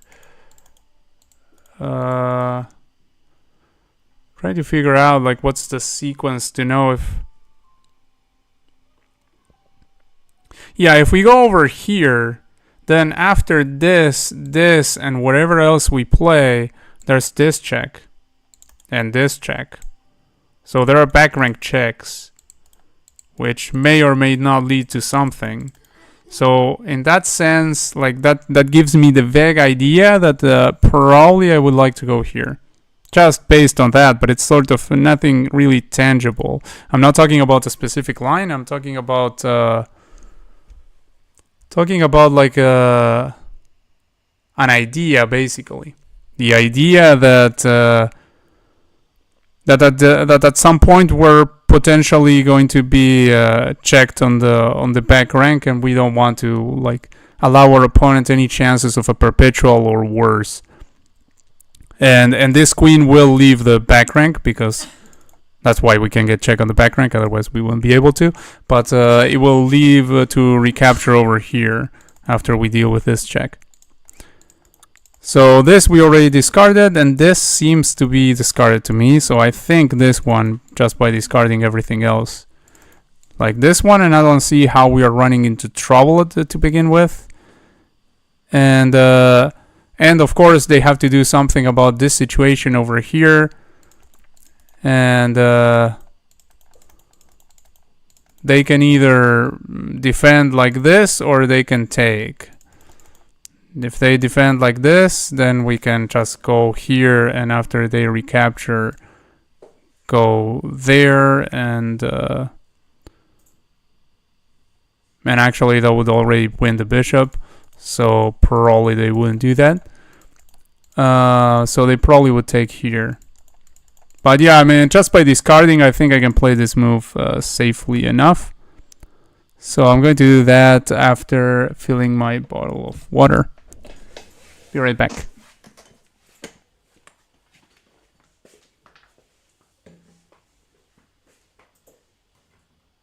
Uncle, you can eat something. I'm okay for now. Later I'll eat something.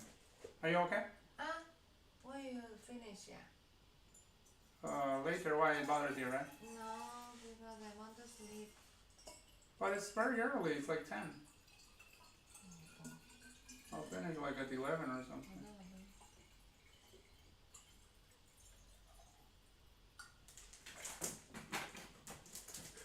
I told one of my users that I would wait for him. He went to go pray for half an hour a while ago. 什么?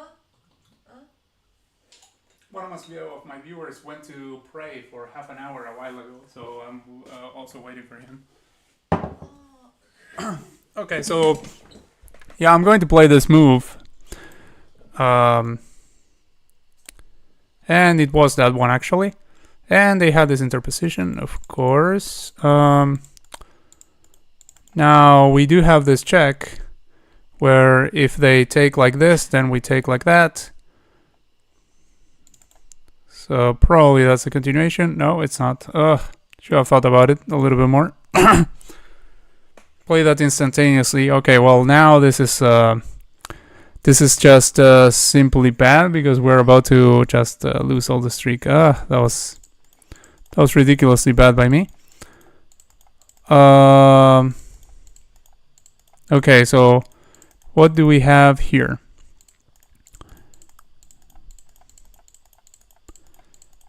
Like at this point, I might just throw it because it's already 2 attempts failed. So it's so the puzzle rush is about to end anyway.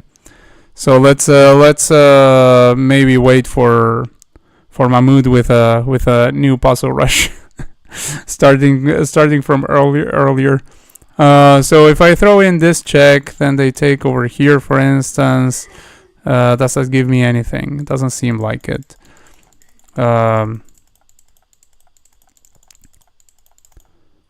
If I go over here, so that I have this intermezzo in case they... Yeah, this could be it, huh? This. Then I'm going for this before I do this. I mean, before I trade here. Like, I go here, then if they take here, I take here with check, and then I take here, and I'm winning an exchange. Let me see. That looks a lot like the solution to me, but this is a very high rated puzzle, so might not be the case. Let's see, what can they do after that? Like, first of all, they have to do something about this. So they could like retreat like this, for instance.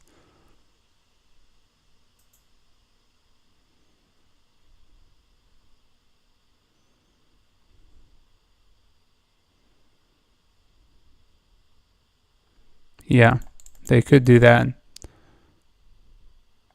What if I go here? They can't retreat anymore. If I go here, same idea. Like, I go here with the idea of checking here before recapturing over there after this. And the rook can't go over there to protect. And if the rook goes over here, that's protected twice, so that doesn't work. Okay, I'm going to throw it in because I'm just yeah, it was dead. Okay, got that one. Let's see, another black to move. So this looks really promising, and it looks about the only thing that's really promising. Like this over here, king has to go here, which is always a nice thing when you have a move that forces the opponent to go a certain way. And then if I go over here,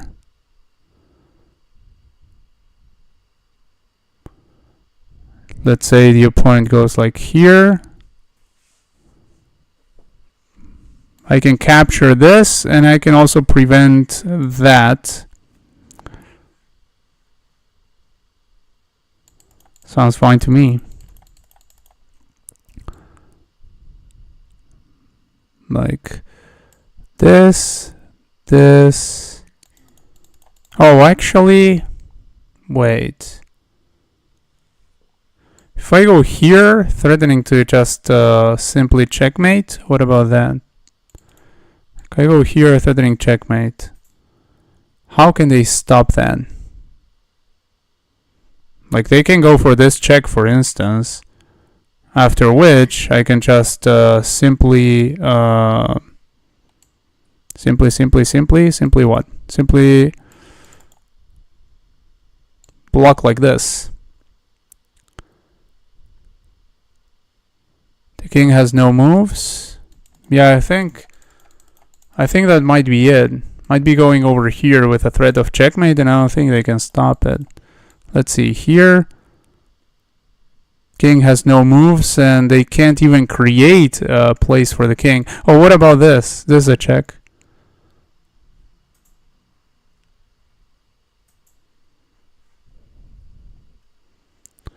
And if I go like over here, then that allows the king to jump over here or here. So that won't work in that sense. Here, this. Like en passant, pretty much.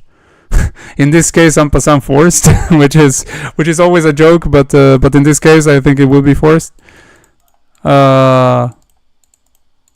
Yeah, I'm not seeing it. So perhaps it's this one, like I thought at the beginning. So this, then over here only move, then over there, then if over here then takes, then we're about to catch this one. But the point is, usually in these kinds of puzzles, we are not just standing in a situation where we're basically even with the opponent. But it could be a defensive puzzle. It could very well be one.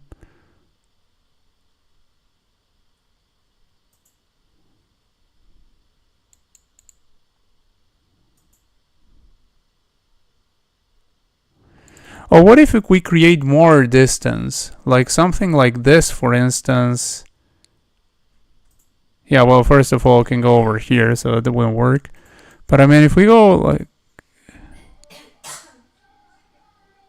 Wait a second. If we go over here, and then goes over there, then we en passant.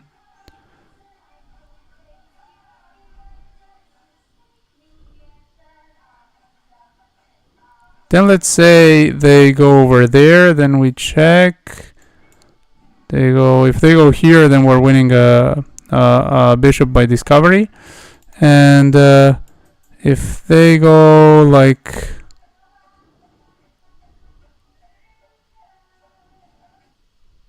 Wow.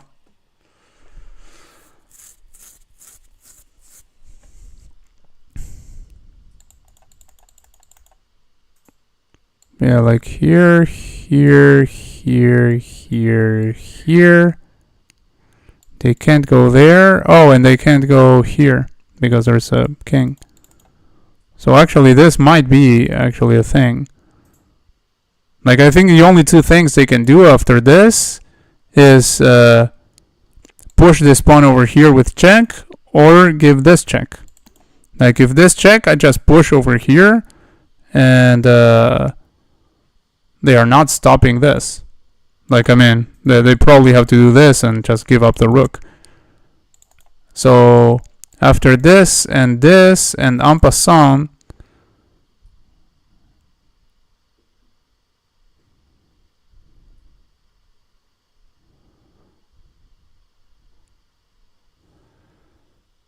the thing is that after this and en passant, we are no longer threatening the mate over there. I mean, after this, like... yeah, after this, that's what I said. Like after this... Yeah, what if they don't take? That's the thing. If they don't take, I guess I just push over here. But what if they give me this check? Like I go here, for instance, and then what?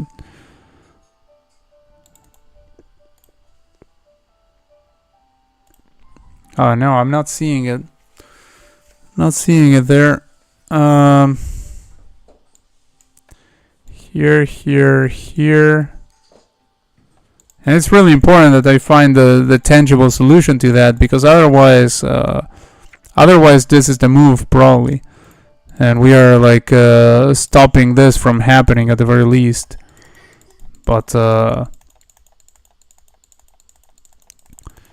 But yeah, it's probably this is the way. But after this and white not taking, that's it's rather unfortunate. Like this, then let's say this, then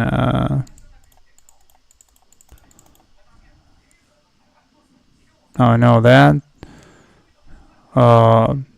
Then let's say they take. Well, if they take, I still have this, right? This, and has to go there, and then we have the discovery once more.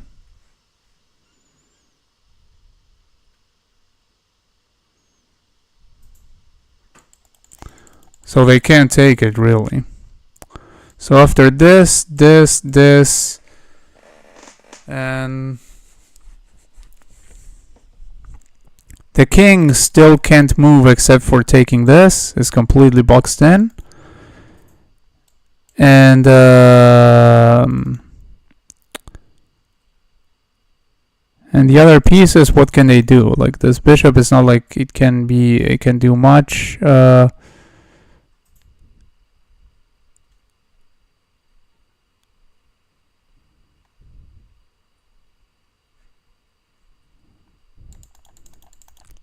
Like, I mean, if they don't stop this pawn, then we're delivering the mate like this. First of all, I mean, not delivering the mate is this, and then they take over here. But I mean, we're forcing that. Like, if they don't stop this pawn in any sort of way, and the only way that I think that they can stop this pawn is by going here with this check.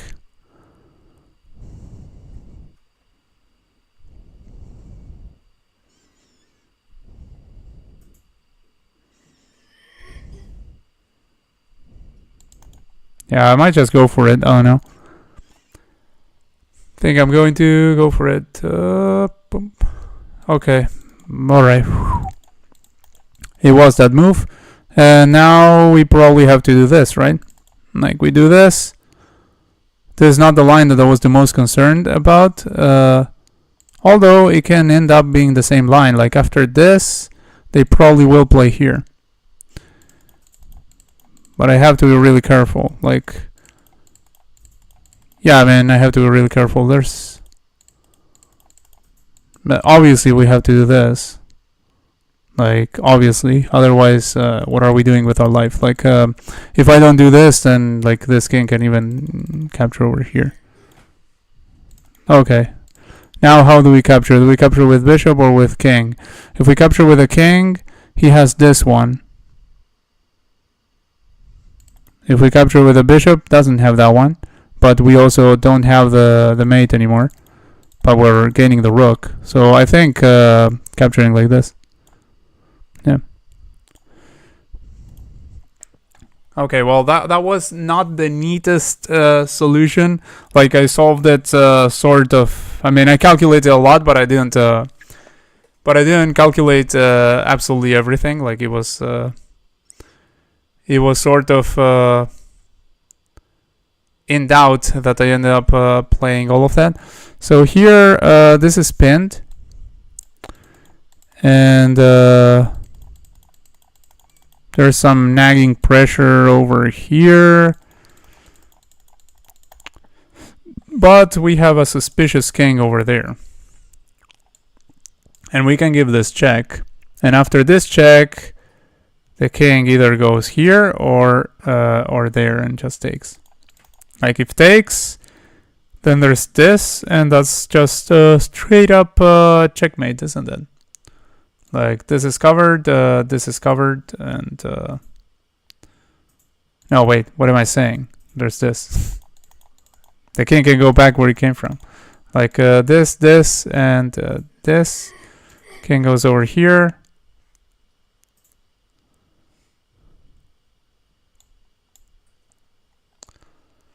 We have like this.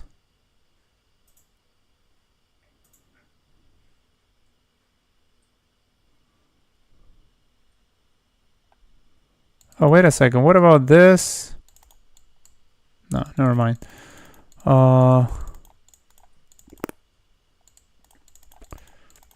This, and this. Then king goes over here. Then here. King goes over there. No, king goes over there probably. Then there.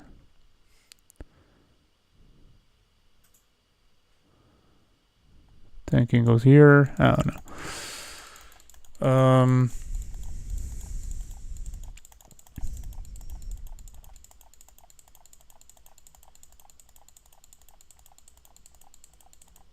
Like, I mean, it probably starts with that check, because otherwise I don't see how we are forcing anything, and white has a lot of threats here, so.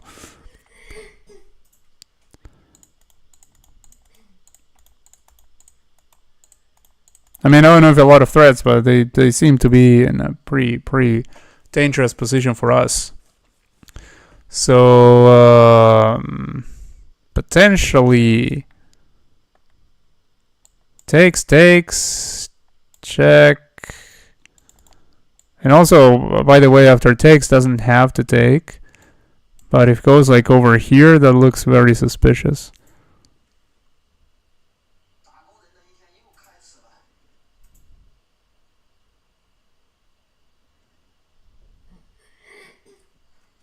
Although I don't really know what I'm going to do in that case. Like, what exactly am I doing in that case?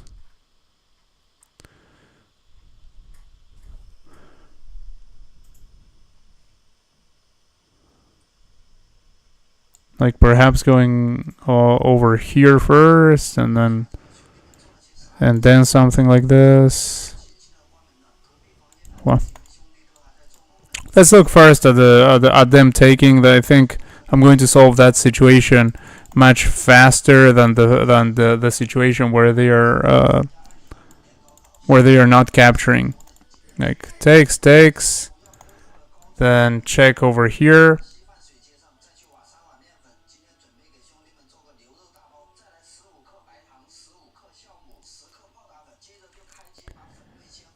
Then has to go over here.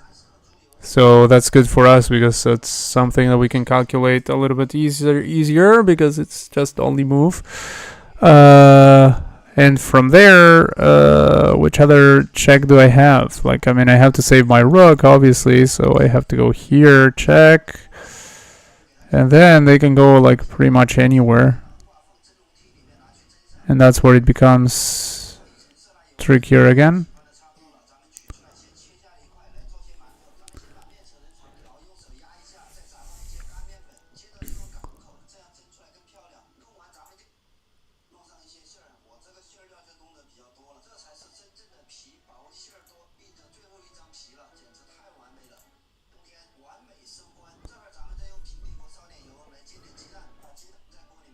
Wow, this is a difficult one. This is a really difficult one. Oh, hello, Mahmoud, you're back. What if instead check with the rook, do it with the horse?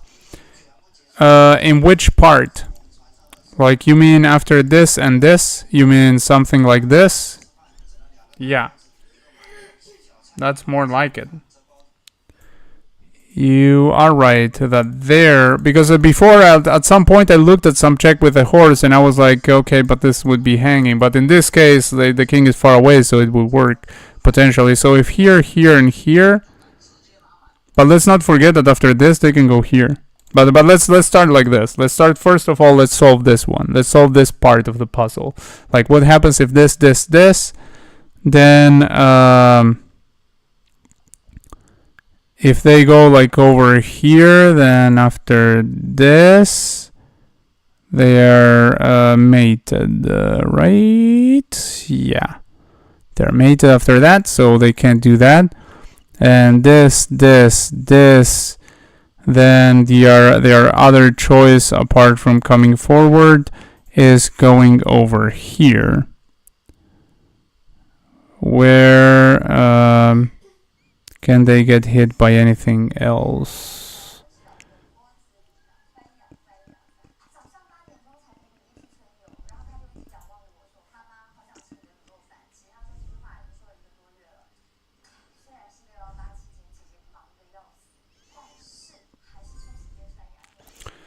Yeah, I don't see what I do if they go back there.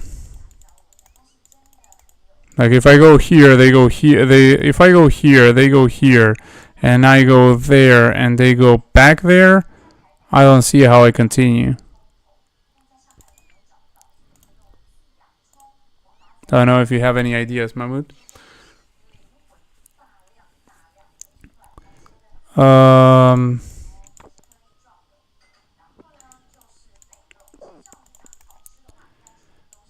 This.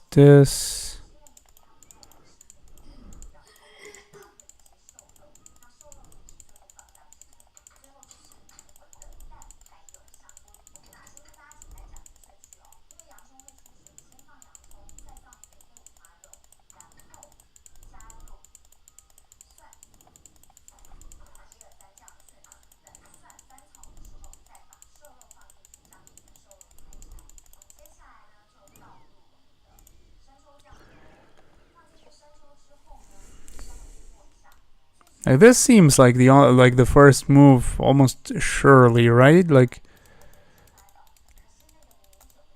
we could try to bring this one to the party, but the problem with that is that at the very least we are running into this, and this, and it doesn't look like we have anything after that. Also, what's the count of material? Wait a second. This may be one of those puzzles like yesterday, where the idea... Oh no, it's not. No, we're down material. No, this is a puzzle where we're probably having to... I mean, we either have to mate or we have to somehow get one of those loose pieces. Like there's this piece only protected by the rook, and there's this rook that's not protected by anything. So if we can't checkmate, we might be able to pick one of those, and that would also be very useful for us.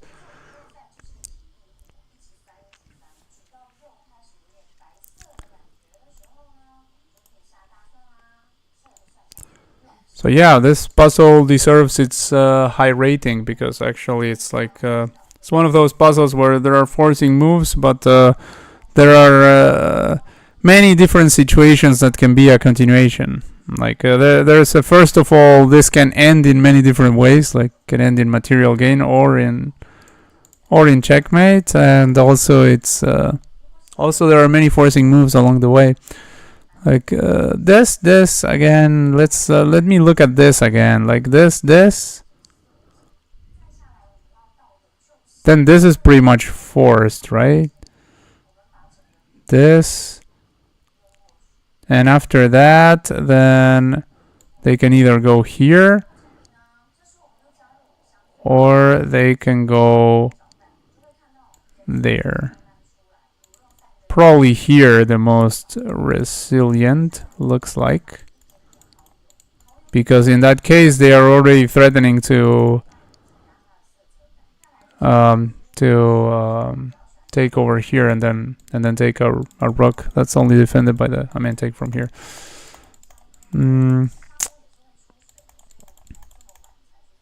So this.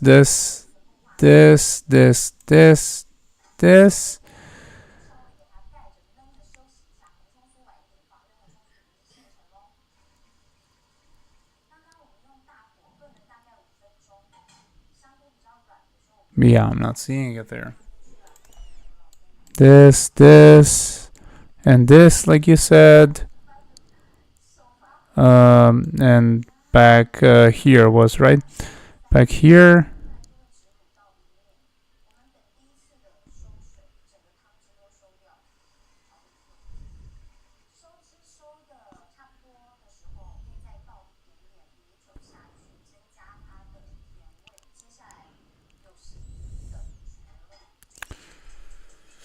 We run out of checks. That's a problem. We run out of checks, and I don't see any other threat that we can pose in that situation. Yeah, I think it's just checks. Yeah, I think so too. I think it has to be one check after the other until we get something, right?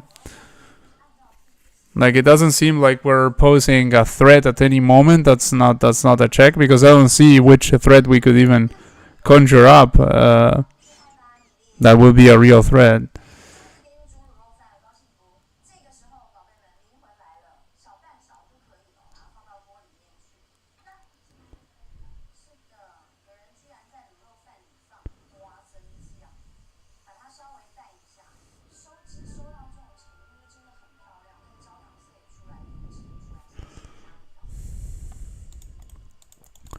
Well, if we could somehow make this king stand up in front of the rook, I mean, obviously not with this over here, but I mean, if by some reason it ended up here.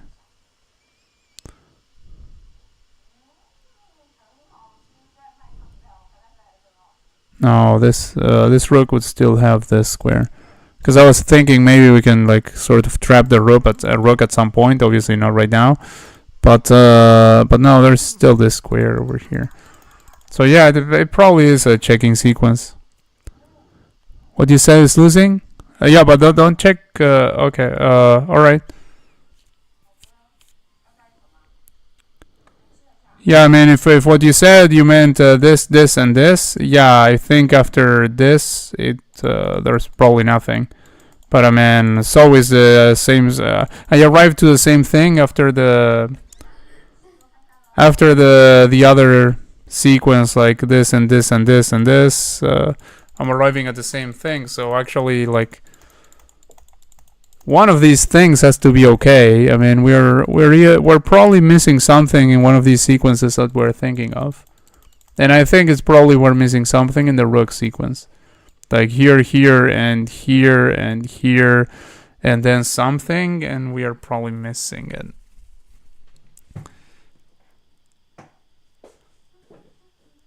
Like, this looks like the only reasonable check. Oh, wait, maybe... Like, if we check over here, can go over there. Yeah, but we don't have another check.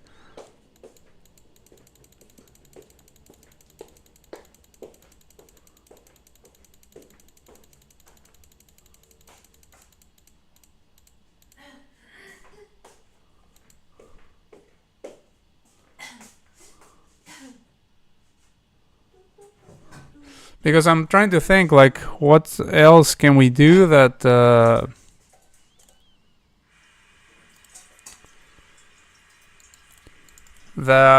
will at the very least gives us like a perpetual or something. Because, man, I don't think this will end in like a perpetual, but who knows? Like, I mean, if we can't find anything else, if we somehow can find a drawing mechanism, that could also be it. Because I do believe that in this situation, like, if we don't find something, we're just losing, I think. I mean, obviously we're not losing because it's a puzzle, but I mean, like, if we don't find anything, we're probably losing. So here, here, and here, here. Here, here.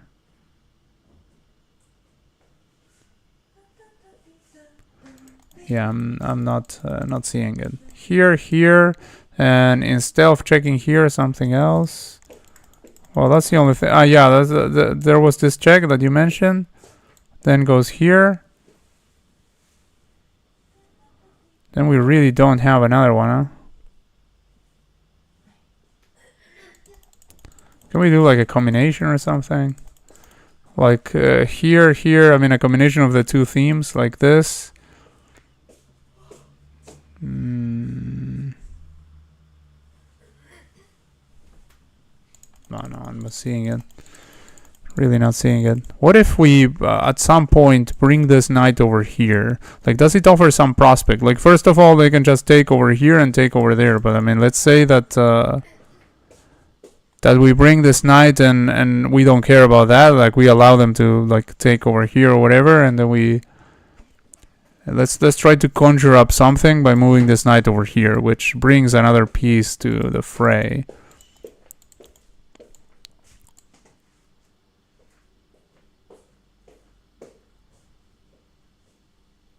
It could be afterwards also, like here, here, and here.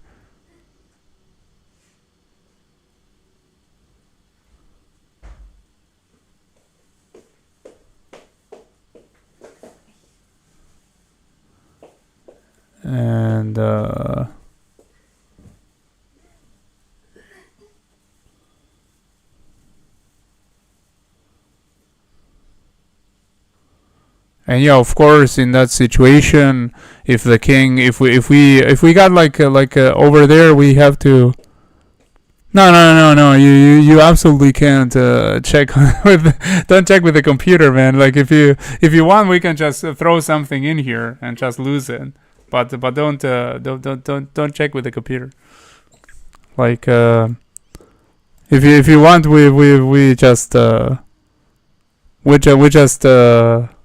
we just throw something in here, we lose it, and we start all over again, where we can actually solve the puzzles.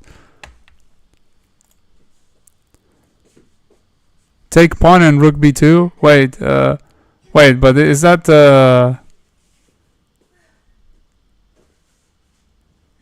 is that like a solution from the? I mean, did you check with the engine, or are you just telling me the thing that you are coming up with? Because if you check with the engine, let's just start it all over again. Like, frankly, I already missed two puzzles here, so like, we're anyway. This streak is about to end anyway, and we can start a new one. Although I might end up the stream soon enough. Yeah, well, wait, but you checked with the computer. If you check with the computer, let's just throw it. So what you're saying is this, this, and then this, and the thread would be like if here. No, let's see here. Ah, the thread is here.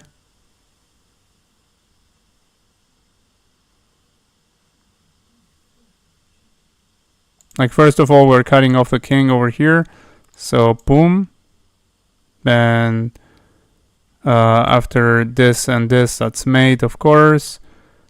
And yeah, that's the only thing they can really attempt to do. I mean, they can actually wait. What if they take this after that? Like takes here, here. Then they take this one, for instance.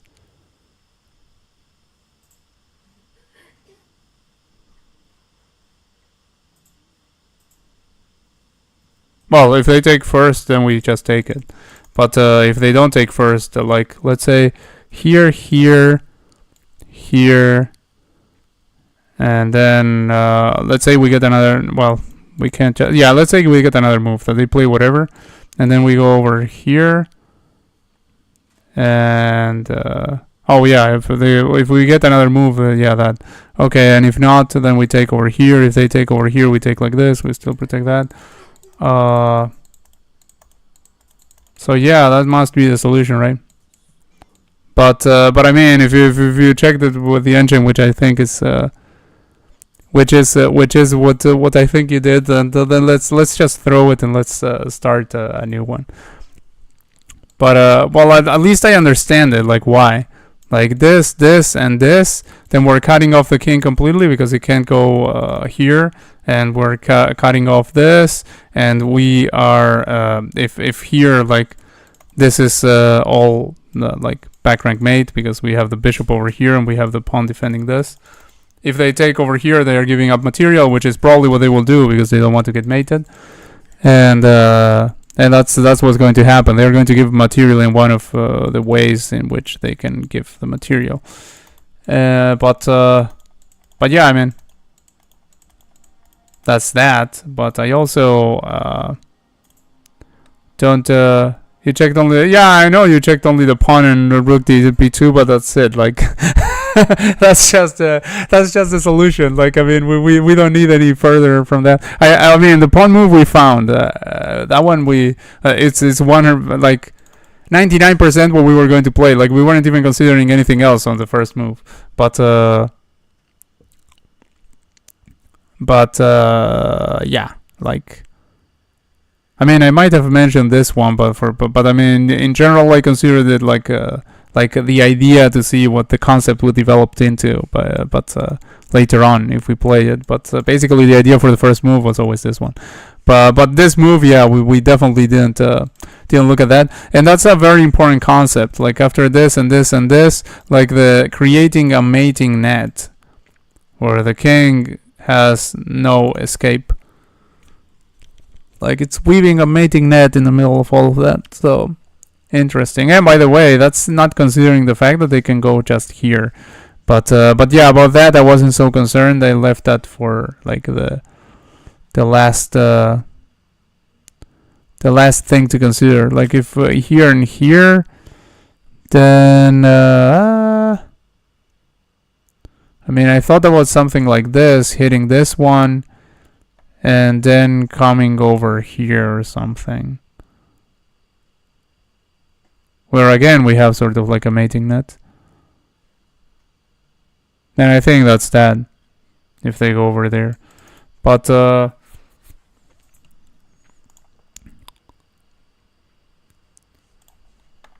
after rook b2 he can move here.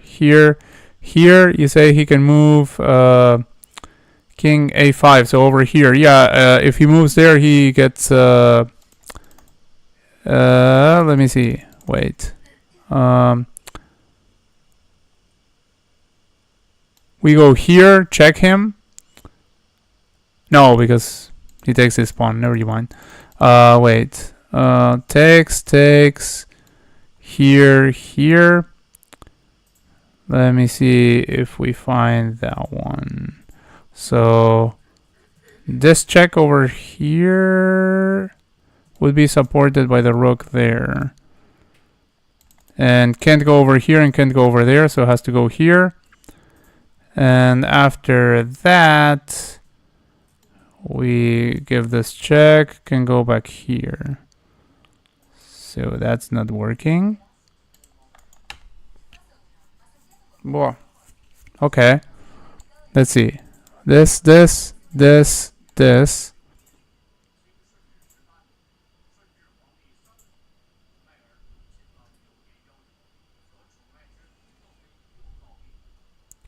Wait, yeah, we looked at that before, I think. Like, I mean, if he goes over there, I think I was mating him right away. Like, this, and this. If he goes here, it's the same situation as if he had gone, like, immediately there. So, this over here, and that's just checkmate, right? Yeah, that's that. Yeah, I have looked at that before. Like, I haven't looked at it in that order where we play rook b2 first. But I have looked, like, at, like, this, and I don't remember how, but I was looking at like something where he ended up like on that square. I think I looked at. So yeah, man, it's just back rank checkmate, straight up. Like this and this and this is covered. I mean this and this and this. So yeah, too much calculation. Yeah, I mean it's just I'm actually not so much calculating everything, but I'm pondering if we should actually play the solution and move on, or just drop it here, because actually we didn't find that, like, I mean. So I feel like not playing it. Let's start one again. Anyway, I'm about to end the stream here, so let's start one again, and then we can check the solution of this one. But yeah, let's just drop this one, like let's fail it and let's start again, like this fail, and now we can check the solution that it was the one that you said, and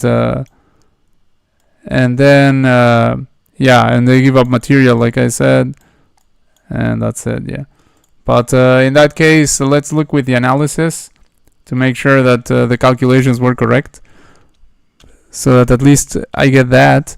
Let's see, like if this mate, right? Yeah, I told you. And then if what was the other thing? Like, well, I mean, they can give up material. Other than that, they don't have anything. Like the king cannot move anywhere else. So yeah, that was the only thing to calculate there. And well, that's that. So yeah, that one was obviously was the solution. But I mean, like, since you looked it up, I mean, I can't just play that. but it's but it was an interesting puzzle. Let's start a new rush, and yeah, soon I will stop the stream, but we can at least start a new one and leave it a little bit started. So okay, here, right?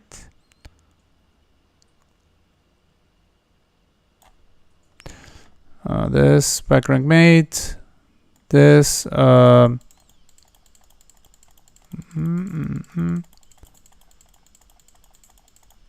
we just take the rook. Like, I was again looking for like some back rank mate or something, and then when I didn't find it, I was like, what?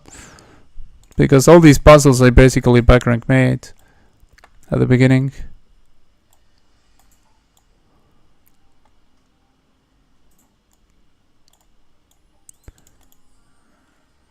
Now I'm not explaining much, because I mean this is well, I should explain, because maybe there are other people watching. I don't know if there are other people watching now. I mean, I wasn't explaining because for you, I know that this is very well known. But yeah, I should explain in case anyone watches in the future, at least. So I do believe we just check over here, and wait a second, because they can interpose the knight, for instance. Ah, what about this? This? Nah. They can again interpose the knight. Wow. This is like 500. Okay, well, should be super easy, but I'm malfunctioning. Like here, if interposes, then what? Well, we have this to begin with. And then if they... Oh, they can even interpose the... Yeah, if they interpose the rook, then I take over here, then they take, then I take here. But actually, that's not even good, because it's not good for me to win material here. Like, what? I'm confused as to how do we proceed if this and this. Because, I mean, if... well, or if this and this... Also. Probably even more to the point. Like, because if this and then goes to this file, then yeah, well, that's kind of easy. Like, we go over here and that's just game, basically. Like, I mean, they can try to interpose something like this, but this and this and this, and yeah, good luck. But at the very least, well, actually, even that is not completely certain. Ugh. Like, what the heck? Like, 500 puzzle. Just queen e7. Oh. Okay. Yeah, I'm definitely malfunctioning now. Like, too late over here. Yeah, well, mate in 1, yeah, of course. Ugh. Like, wow. That was horrible. Okay, well, here, I'll redeem myself by finding this mate in 1 faster. But, wow. Whoa. Okay, you check and then interposes the knight and then it's mate. Or interposes the queen and then the knight. Wow. That was... Ugh.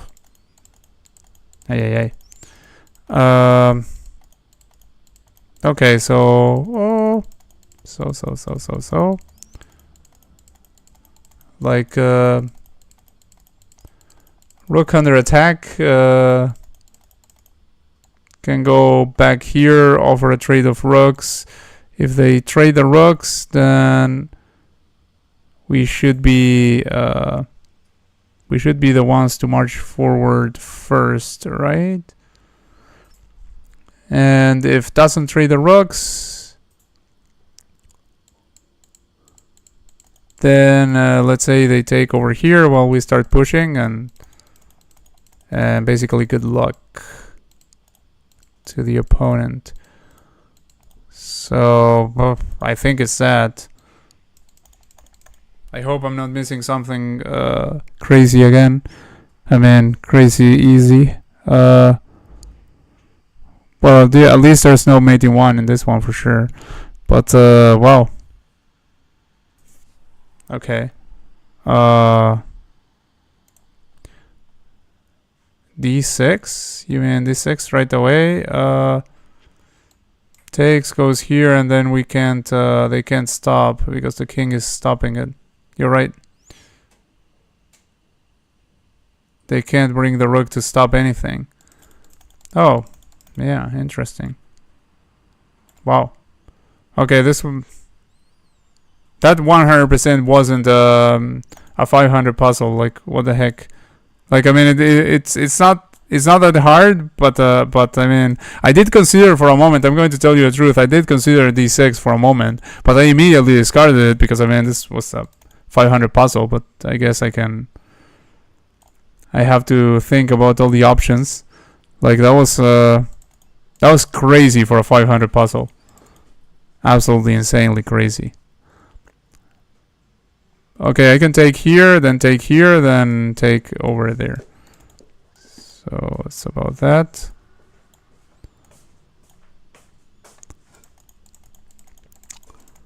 Okay, check, and it is basically mate because they interpose over here, but I take because I'm protected by the knight, and they don't have any other squares because this, and this, and this, and that. So there. This one,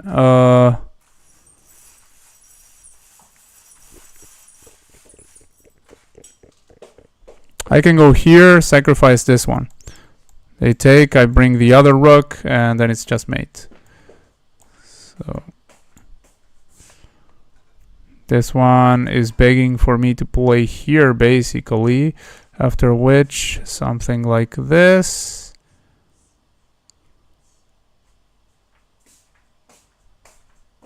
Or maybe not. Well, if this, and this, then we're winning that one. I think that's it. Because of the pin.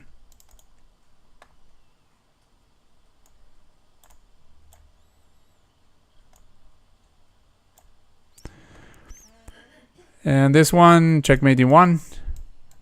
Covering that one. This,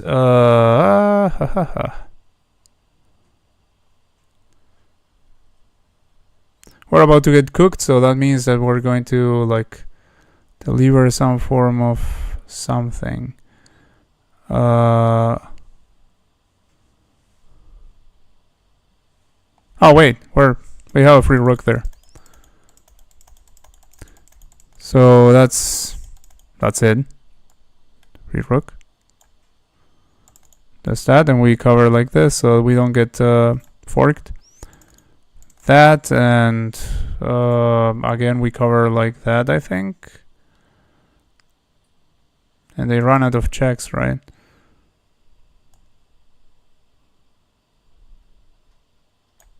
Yeah. Stand. Hello, Sachin. Yeah. Yeah, taking the rook was the solution in that one. Yeah, I didn't check until now, but yeah. I did eventually find it. This, we go over here, and that is checkmate, because we're covering over here and we're covering that, so that's checkmate. And this is checkmate as well, unless we are in, no, we are not in check, so yeah, that.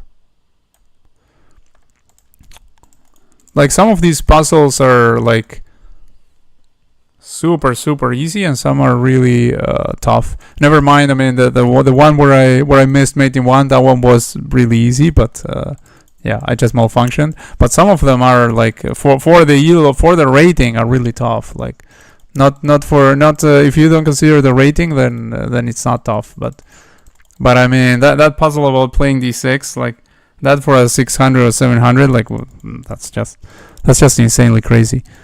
Okay, well, they are threatening to discover something over here with the bishop. And do we have anything? I mean, we could just take this, and then there would be no discovery on the dark squares at least. But I mean, I'm not sure it would be just going for that. But I'm not seeing any check that we can deliver either, so it seems like it is that. Like capturing over here, we go to a light square, so there's no discovery that wins the queen. And then any discovery they do, we just go over here and we should be okay, I think.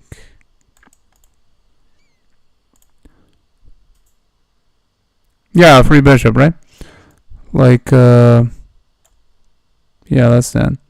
Now double check, we have to go this way, because otherwise we get mated. Okay.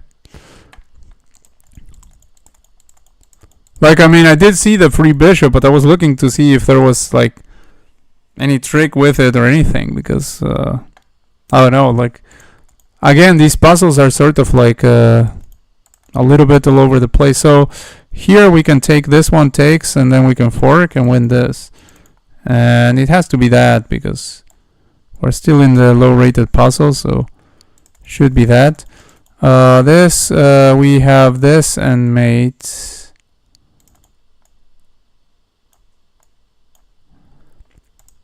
This one, the rook auto-pinned. We have this check over here, goes over there. Then we have this and mate to follow here. Well, actually, mate to follow just here, because that's it. Like there's nothing they can do. Okay, there. Oh, there's that. Well, we just take the queen. Okay, that, and we can check over here and it's mates. Yeah, because we have the pawn covering and there's this rook. We have this knight bothering us here a little bit, but we can take. Then if takes, we take, and this is covered by the bishop. So after this, it's mate, and it's probably that. Like other than that, they have go over here, and then we go over there, discovery, and they don't have any useful. They don't have any interposition, useful or not, and then they go over there, and again it's mate. This one we have this, and after king goes over here, we have that, and if king moves over here, like we can take the queen, rook takes over here, but we take bishop. So yeah, in the end we're winning stuff. Just in case, I will check a little bit to see that there's nothing better. No, can't be anything better. And now I'll make sure, like, takes here, takes here, takes here, and yeah, we're up material in the end. Okay. This one, black to move. Okay, so we are about to promote, but the rook is bothering us. We could try to do something like, let me think. Seems like endgame puzzles are not my thing today. Let's see, go over here. At least this one is not like so low rated. See, go over here, check. Go over there. And check again, can go.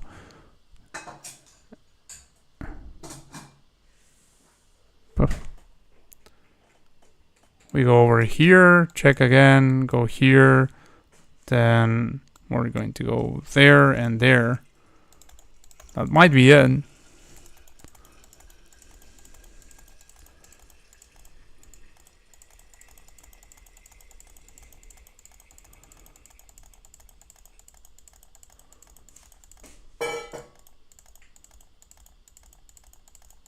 But I don't know, that's kind of weird, because if that were the solution, then what's the difference between this move and, let's say, like this move?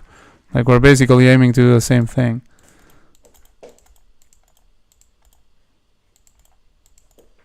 So probably not that.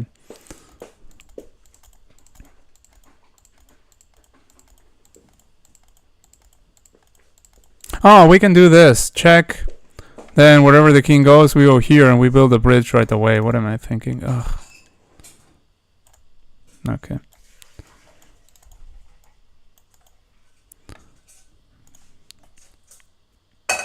Yeah, exactly. Rook a4, check and cover with the rook. Yeah, exactly. Like, ugh. Yeah. Again, doing some nonsense today. Okay, so here takes, here goes back, mate. And they don't make you play it because we can take with either rook. Okay, here we have like some check that will drive the king away. This, no, this, and they cover here. So this, they can go like over here, we go here and here. And if they go anywhere else, we just take over there. Well, they can go here, for instance. Like this, this. Oh wait, if we go here and here, then here, here, and we get to the pawns first, right? Yeah. Oh, what? Okay. That must have been a super easy puzzle, and I just thought that I had calculated right, and I just did. Like, if it wasn't this check, then it was this check. Like, this check interposes over here, takes, and we go over here. Yeah, that way we do win. Yeah. Like, the way I said it, I didn't really... I thought we... Like, I calculated without calculating, really. Like, I didn't calculate. I just went intuitively. Like I go here, I said, oh, here, and then we take, and then we go over here. But actually, if we go over here, he's perfectly in time to defend this. So, that's the thing. It was this other way in which, actually, they do this, that. Ugh. That's ugly, because I messed up one really early. Probably because I got salty about the previous puzzles. Let's see, like, if we take over here, we get smashed by this. So, not really good, I guess.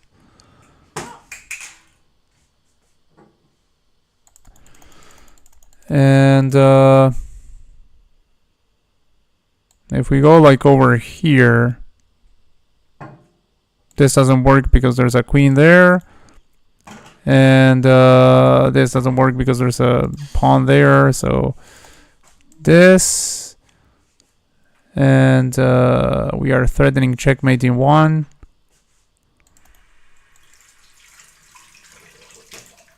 I think it's that. I'm pretty sure it's that. Yeah, king c3. Yeah.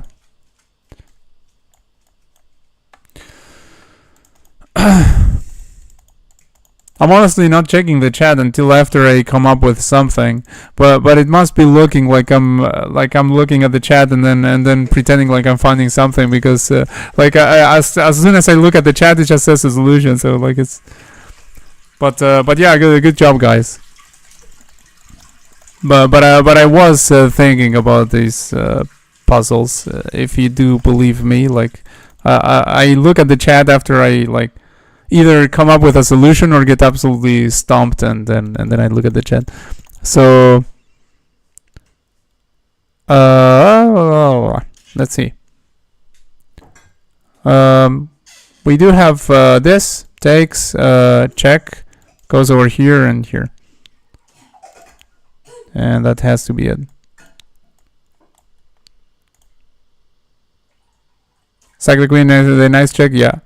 Again, like I'm saying, like this must be looking like I'm looking at the chat all the time, because I look at the chat and then it says a solution. So like probably you wrote it before I played it, but I didn't look at the chat before that. But well, it is what it is. I'll go here and then here, I think. Yep. Here takes, and yeah, I'm about to end the stream, by the way, because it's getting late here.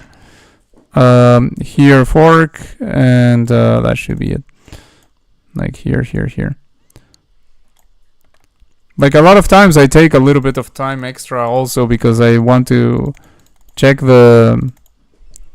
make sure that I'm not making any silly mistake, which I lots of times am. So we do have this check, which doesn't make much sense because they take with check. So not that one.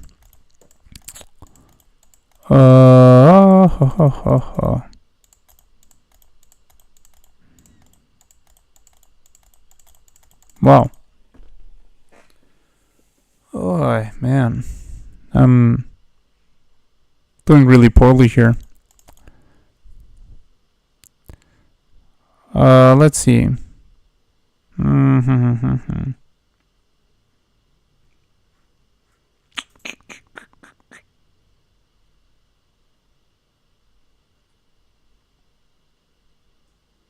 And if I move this bishop, by the way, this is also a thing. So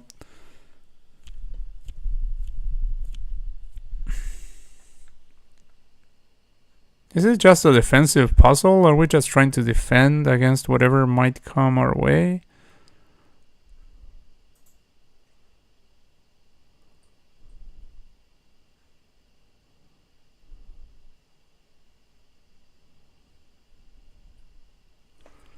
Might be a defensive puzzle. Okay, now I'm going to check the chat because, yeah, I'm taking too long to solve this.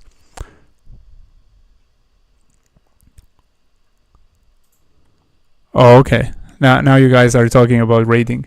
I don't know. Now I'm stumped. Like, yeah. Now you guys can say whichever solution you come up with, because honestly, it doesn't look like I'm solving this anytime soon.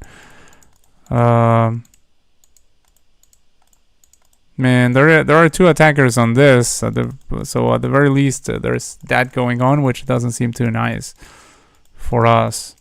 This check doesn't work because queen takes, and that's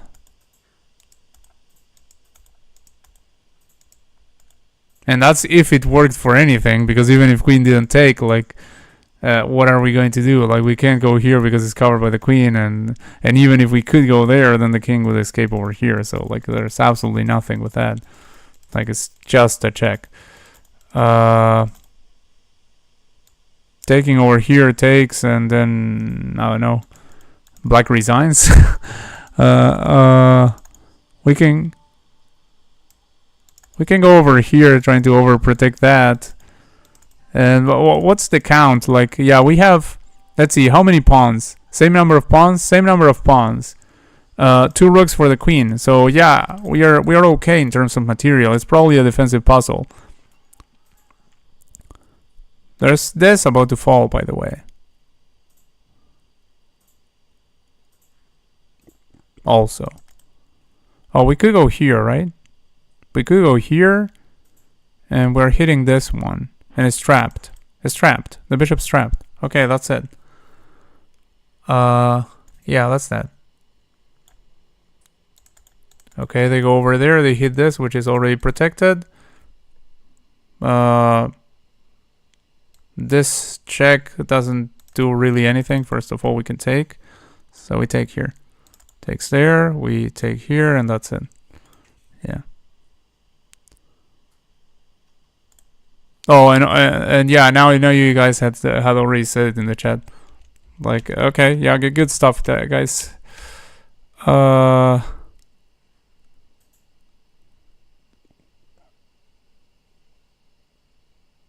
Let's see.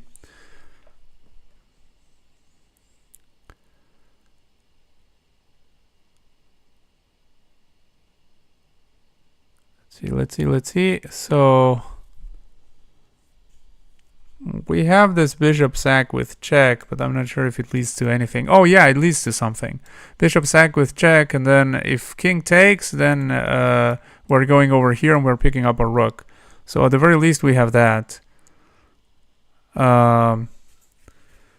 If king doesn't take, then let's say king goes over here, for instance.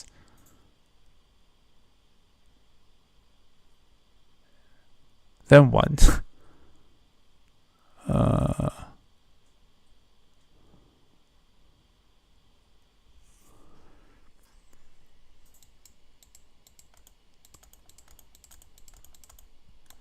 Takes, king goes over here. We can go back here, hitting the rook. And also threatening to go over here and mate. Well,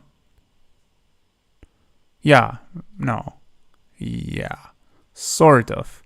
Like, it's not really made. Like, it can still go over here, but I mean, like, we have a rook that can come here at any moment, so I'm guessing that's that. Like, here, if takes, well, then there's that, and it's probably what they're going to do, who knows. But if here, because I mean, there might be other options if other things go on. But yeah, if this, I think this, and the threat against this and that is just enough, probably. Bishop h2 check, yeah, okay. So, well, and that's the simplest of the... Like, I mean, they played the solution that was simplest, I think, because there probably was more than one move if they didn't do that.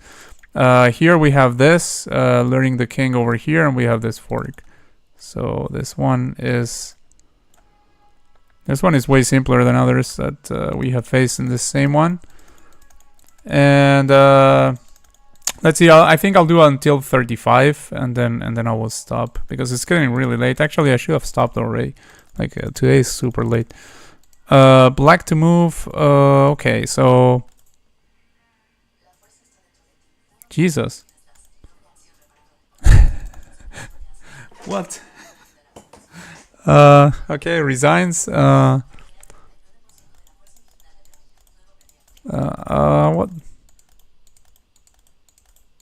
What the heck?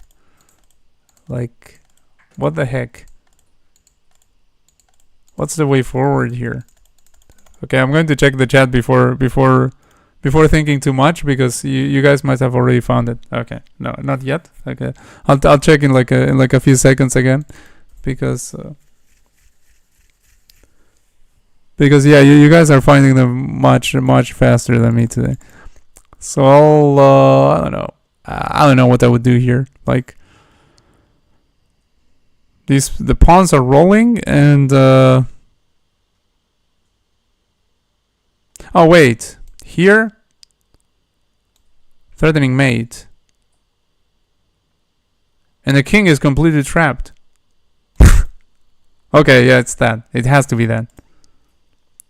I think rook h1. Yeah, rook h1, 100%. And again, it must look like I'm checking, like I was already checking the chat. I wasn't, but it must have looked like that way because as soon as you said it, I was saying it. So well. Okay, so we have this.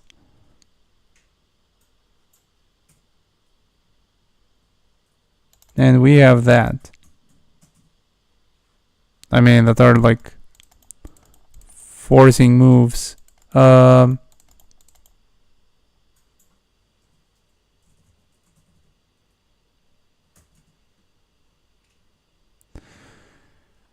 mean, we have other forcing moves, but I don't know. Those are the ones that strike me as most promising at the beginning. Like, if we go over here, then rook takes, and I don't think we have really much after that.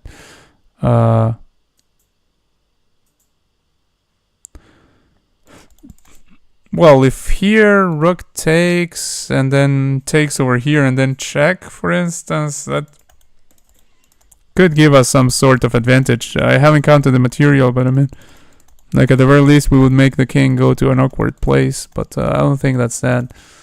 I'm probably missing something super obvious here, as per usual. Like, if we go here first and they block with the knight, we take over here, then they take there, then we take there. Then, of course, if they block with the queen, we just take the rook. So they block over here with the king.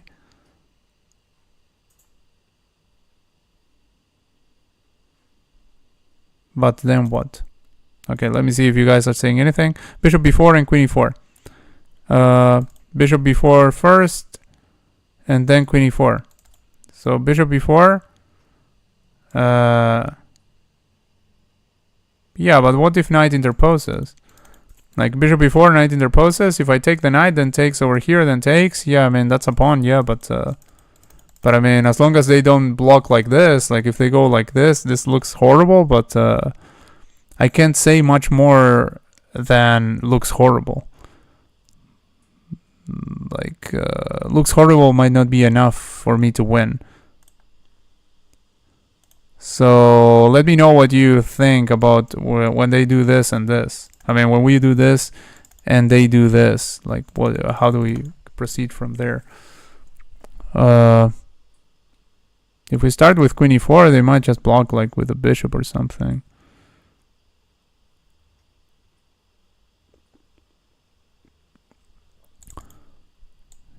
So I probably start with this one, but again, like this, that.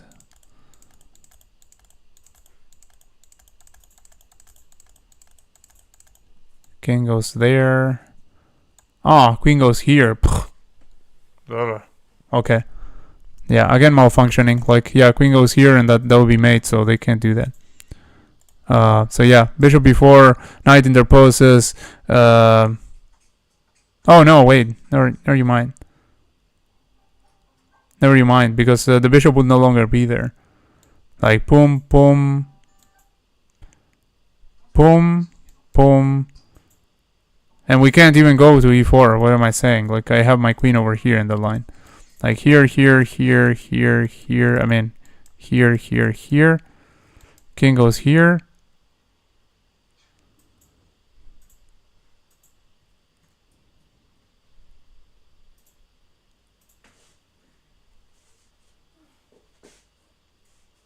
Yeah, I'm not seeing it. What if we take first the knight? Oh, they can take the, yeah, take the queen over here. So if we start like this, check, they can block with the queen.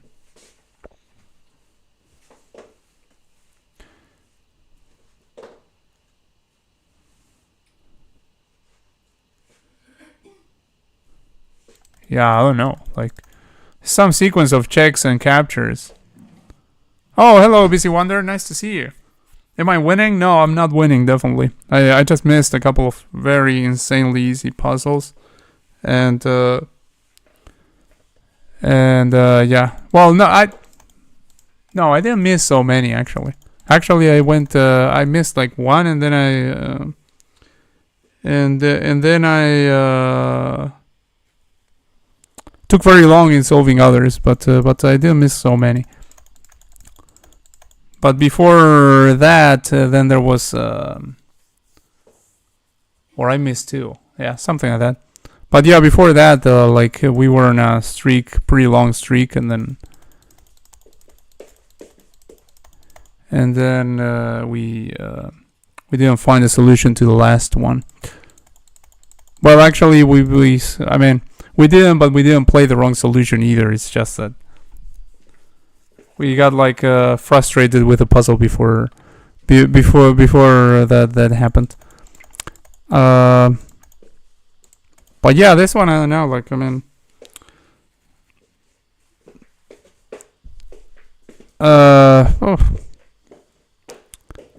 should be easy because I mean it's just a sequence of captures and checks, obviously. Now it's a matter of figuring out which check, which capture. It probably starts with a check and not a capture, because I mean if we capture over here, for instance, then captures over there, then we have to take this, and then they take that, and we're not getting absolutely anything. So it shouldn't start with this. It should start with one of the checks, like either this one, or nothing. I think those are the only two that look promising in any sort of way. Well, there's this, and then they capture over here probably, but I don't think that leads to anything. Queen b2, Queen b2. I did look at that, but I didn't look at that too much. Like after Queen b2, what are we doing exactly?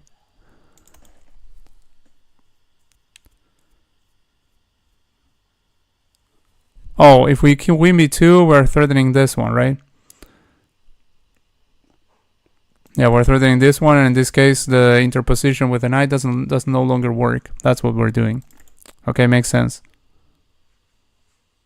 No. Throwing bishop b5 definitely doesn't work, because if we throw in this, then they go over here and then here. But I think you're right about the queen b2.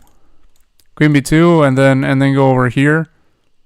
Then that's it. Like, I mean, the only question at that point is, can they do anything preventing that? Like maybe they can try to go like over here so they can interpose bishop. But after this, if they do that, then perhaps we can take this. No, take this one. Doesn't do anything.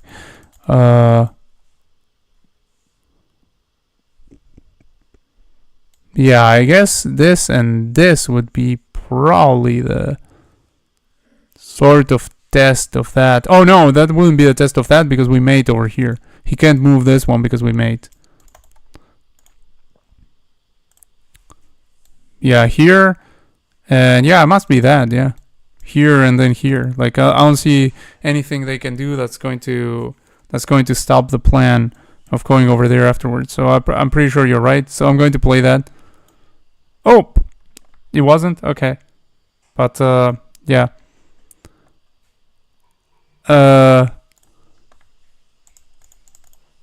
It did look super promising. I think I'm just going to check out the solution. Like, what was the solution to this? Oh, it was bishop before. I'm so sorry, Mahmoud, that you did suggest bishop before, and I looked at it and I wasn't convinced. In my defense, I did ask you what were you doing after this. So, but okay. So what? We take, and then what? Like, let's see. Yeah, take. Then well, obviously we take over here, right? And that. Okay, so that was the end of the puzzle.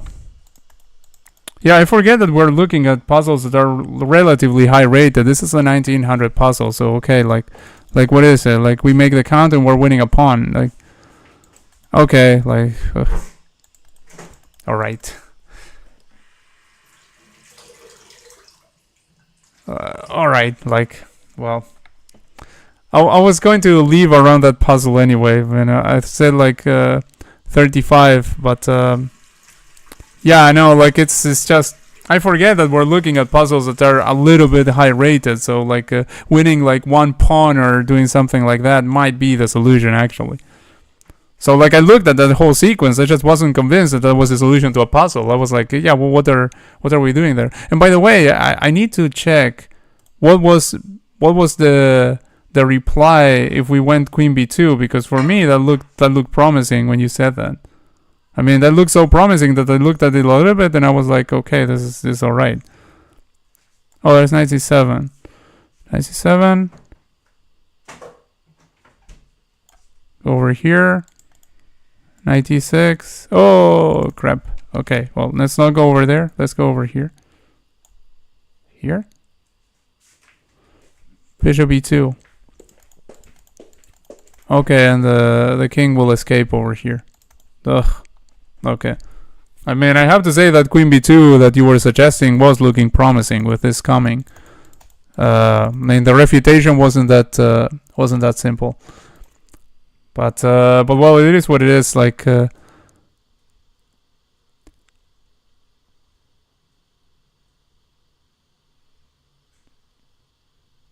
king can go to e2, gets mated. Yeah, it's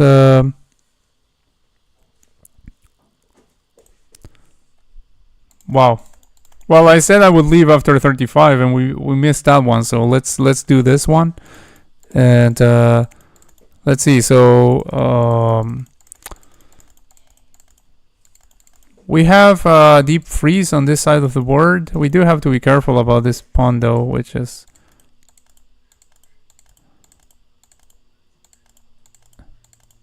outside passed. If we take over here and takes, and then we go like here, then we should be completely fine for going over there. But I'm not sure if that is it.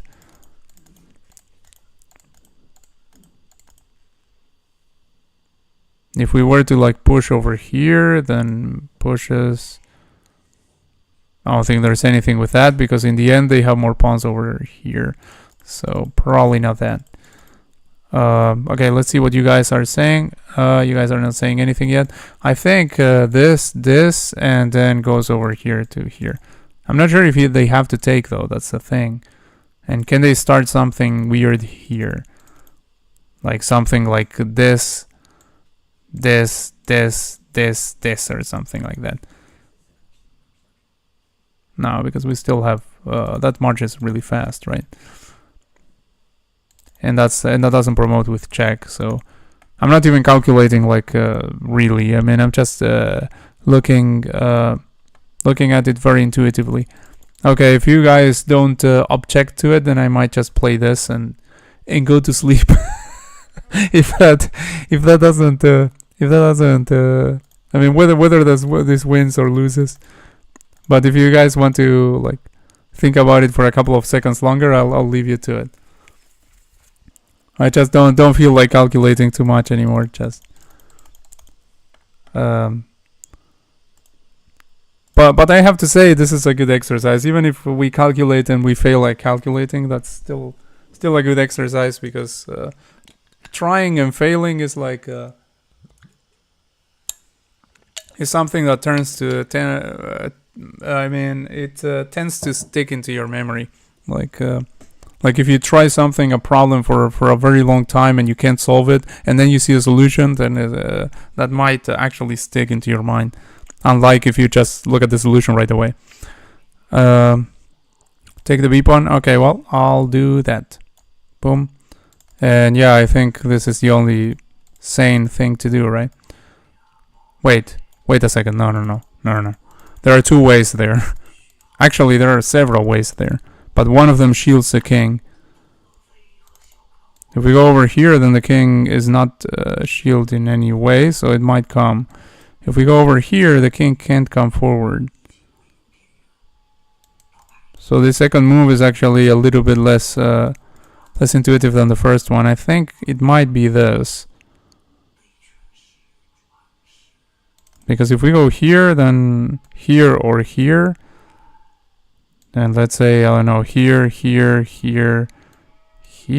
Well, no, we take that, but yeah, no, that doesn't work. But there has to be some trick here, obviously. Otherwise, the puzzle would not continue here. But there has to be some trick where they can do something, like whether it is by going here or here, we're messing up in some line. Like if we go here,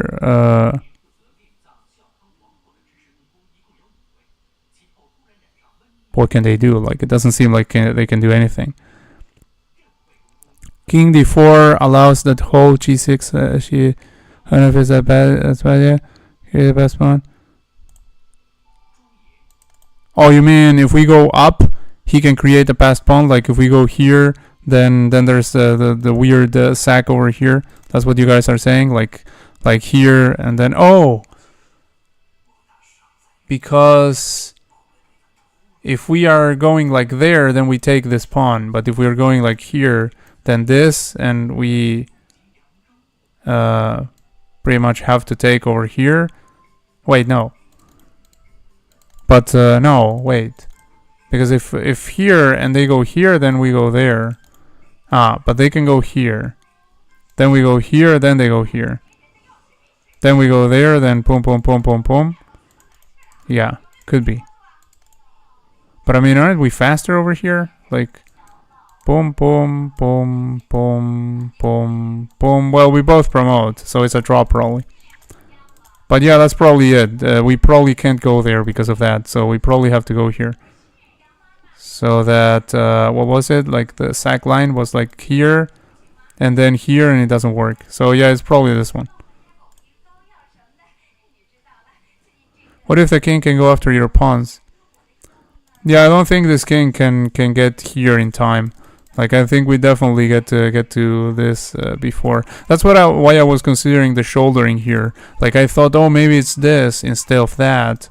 Like my first reaction was going here, but then I thought, oh wait, if this we're shouldering the king, and that might be why we have to go there. But I think you're right. Like if I go here, that sack line becomes powerful potentially. I mean, not potentially. I think they promote at the same time we do. Like we promote, they promote.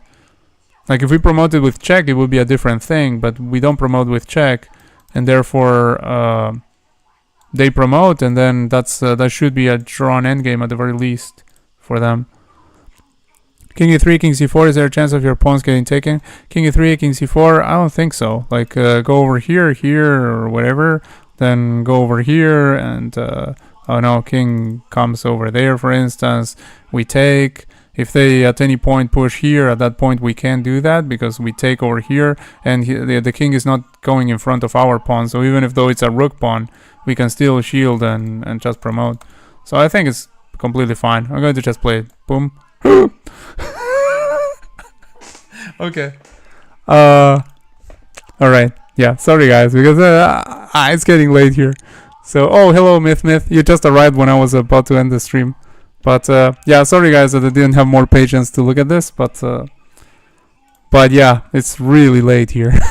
Like, I really have to go to bed. And, okay, so here, and then it wasn't here. Interesting. So it has to be there, right? I mean, there are other roads, too. It was this one. Jesus. And now what? And now this? No. What? That? That or that? That? No, that. This. Okay, yeah. Alright, and well, now we sort of shoulder here and we start pushing this one. Wow. Okay, well.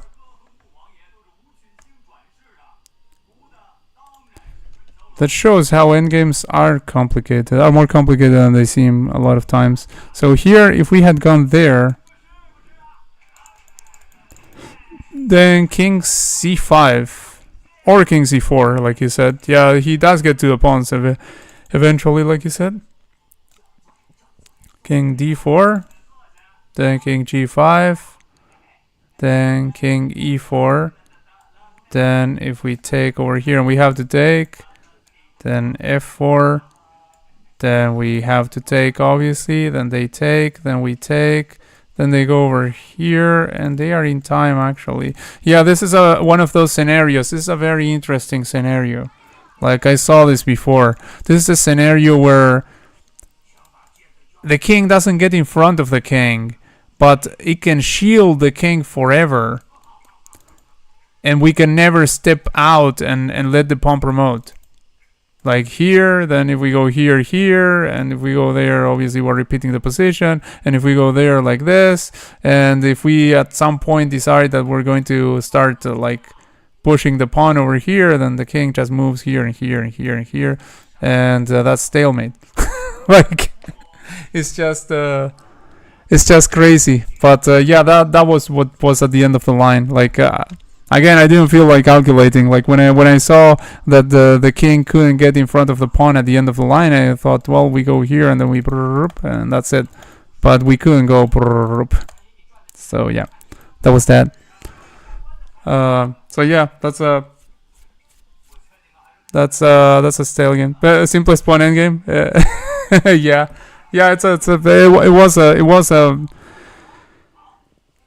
It wasn't that complex, to be honest. Like, it was relatively simple. I mean, we could have calculated that, definitely. But I mean, I didn't want to take the time because I don't have the time, honestly. It's almost 12 here. Like, actually, normally I would have ended the stream like an hour ago. But anyway, it was a really fun stream and really nice to see you here around again, the BC Wonder. It's been a very long time. And yeah, the BC Wonder is one of my old friends from when I streamed back on Twitch. Like, I streamed back on Twitch, like, I don't know, at least a year ago. I think even over a year ago. Like, it has been like such a long time. So yeah. So now, nice to see you here, and nice of everyone else that tuned in as well. Thanks for being here, and I'll see you. Probably I'll stream tomorrow, I guess. I mean, I think I'll stream tomorrow again, probably, and if not, I will stream one of these days, for sure. So yeah, take care, and I'll see you in the next one. Bye. Oh, and also, if you guys want to let me know in the comments section what do you like seeing on stream, if anything other than puzzles, or if just puzzles or whatever, like, because I don't really know. I'm doing a little bit of everything currently, but I don't really know what you guys prefer. So just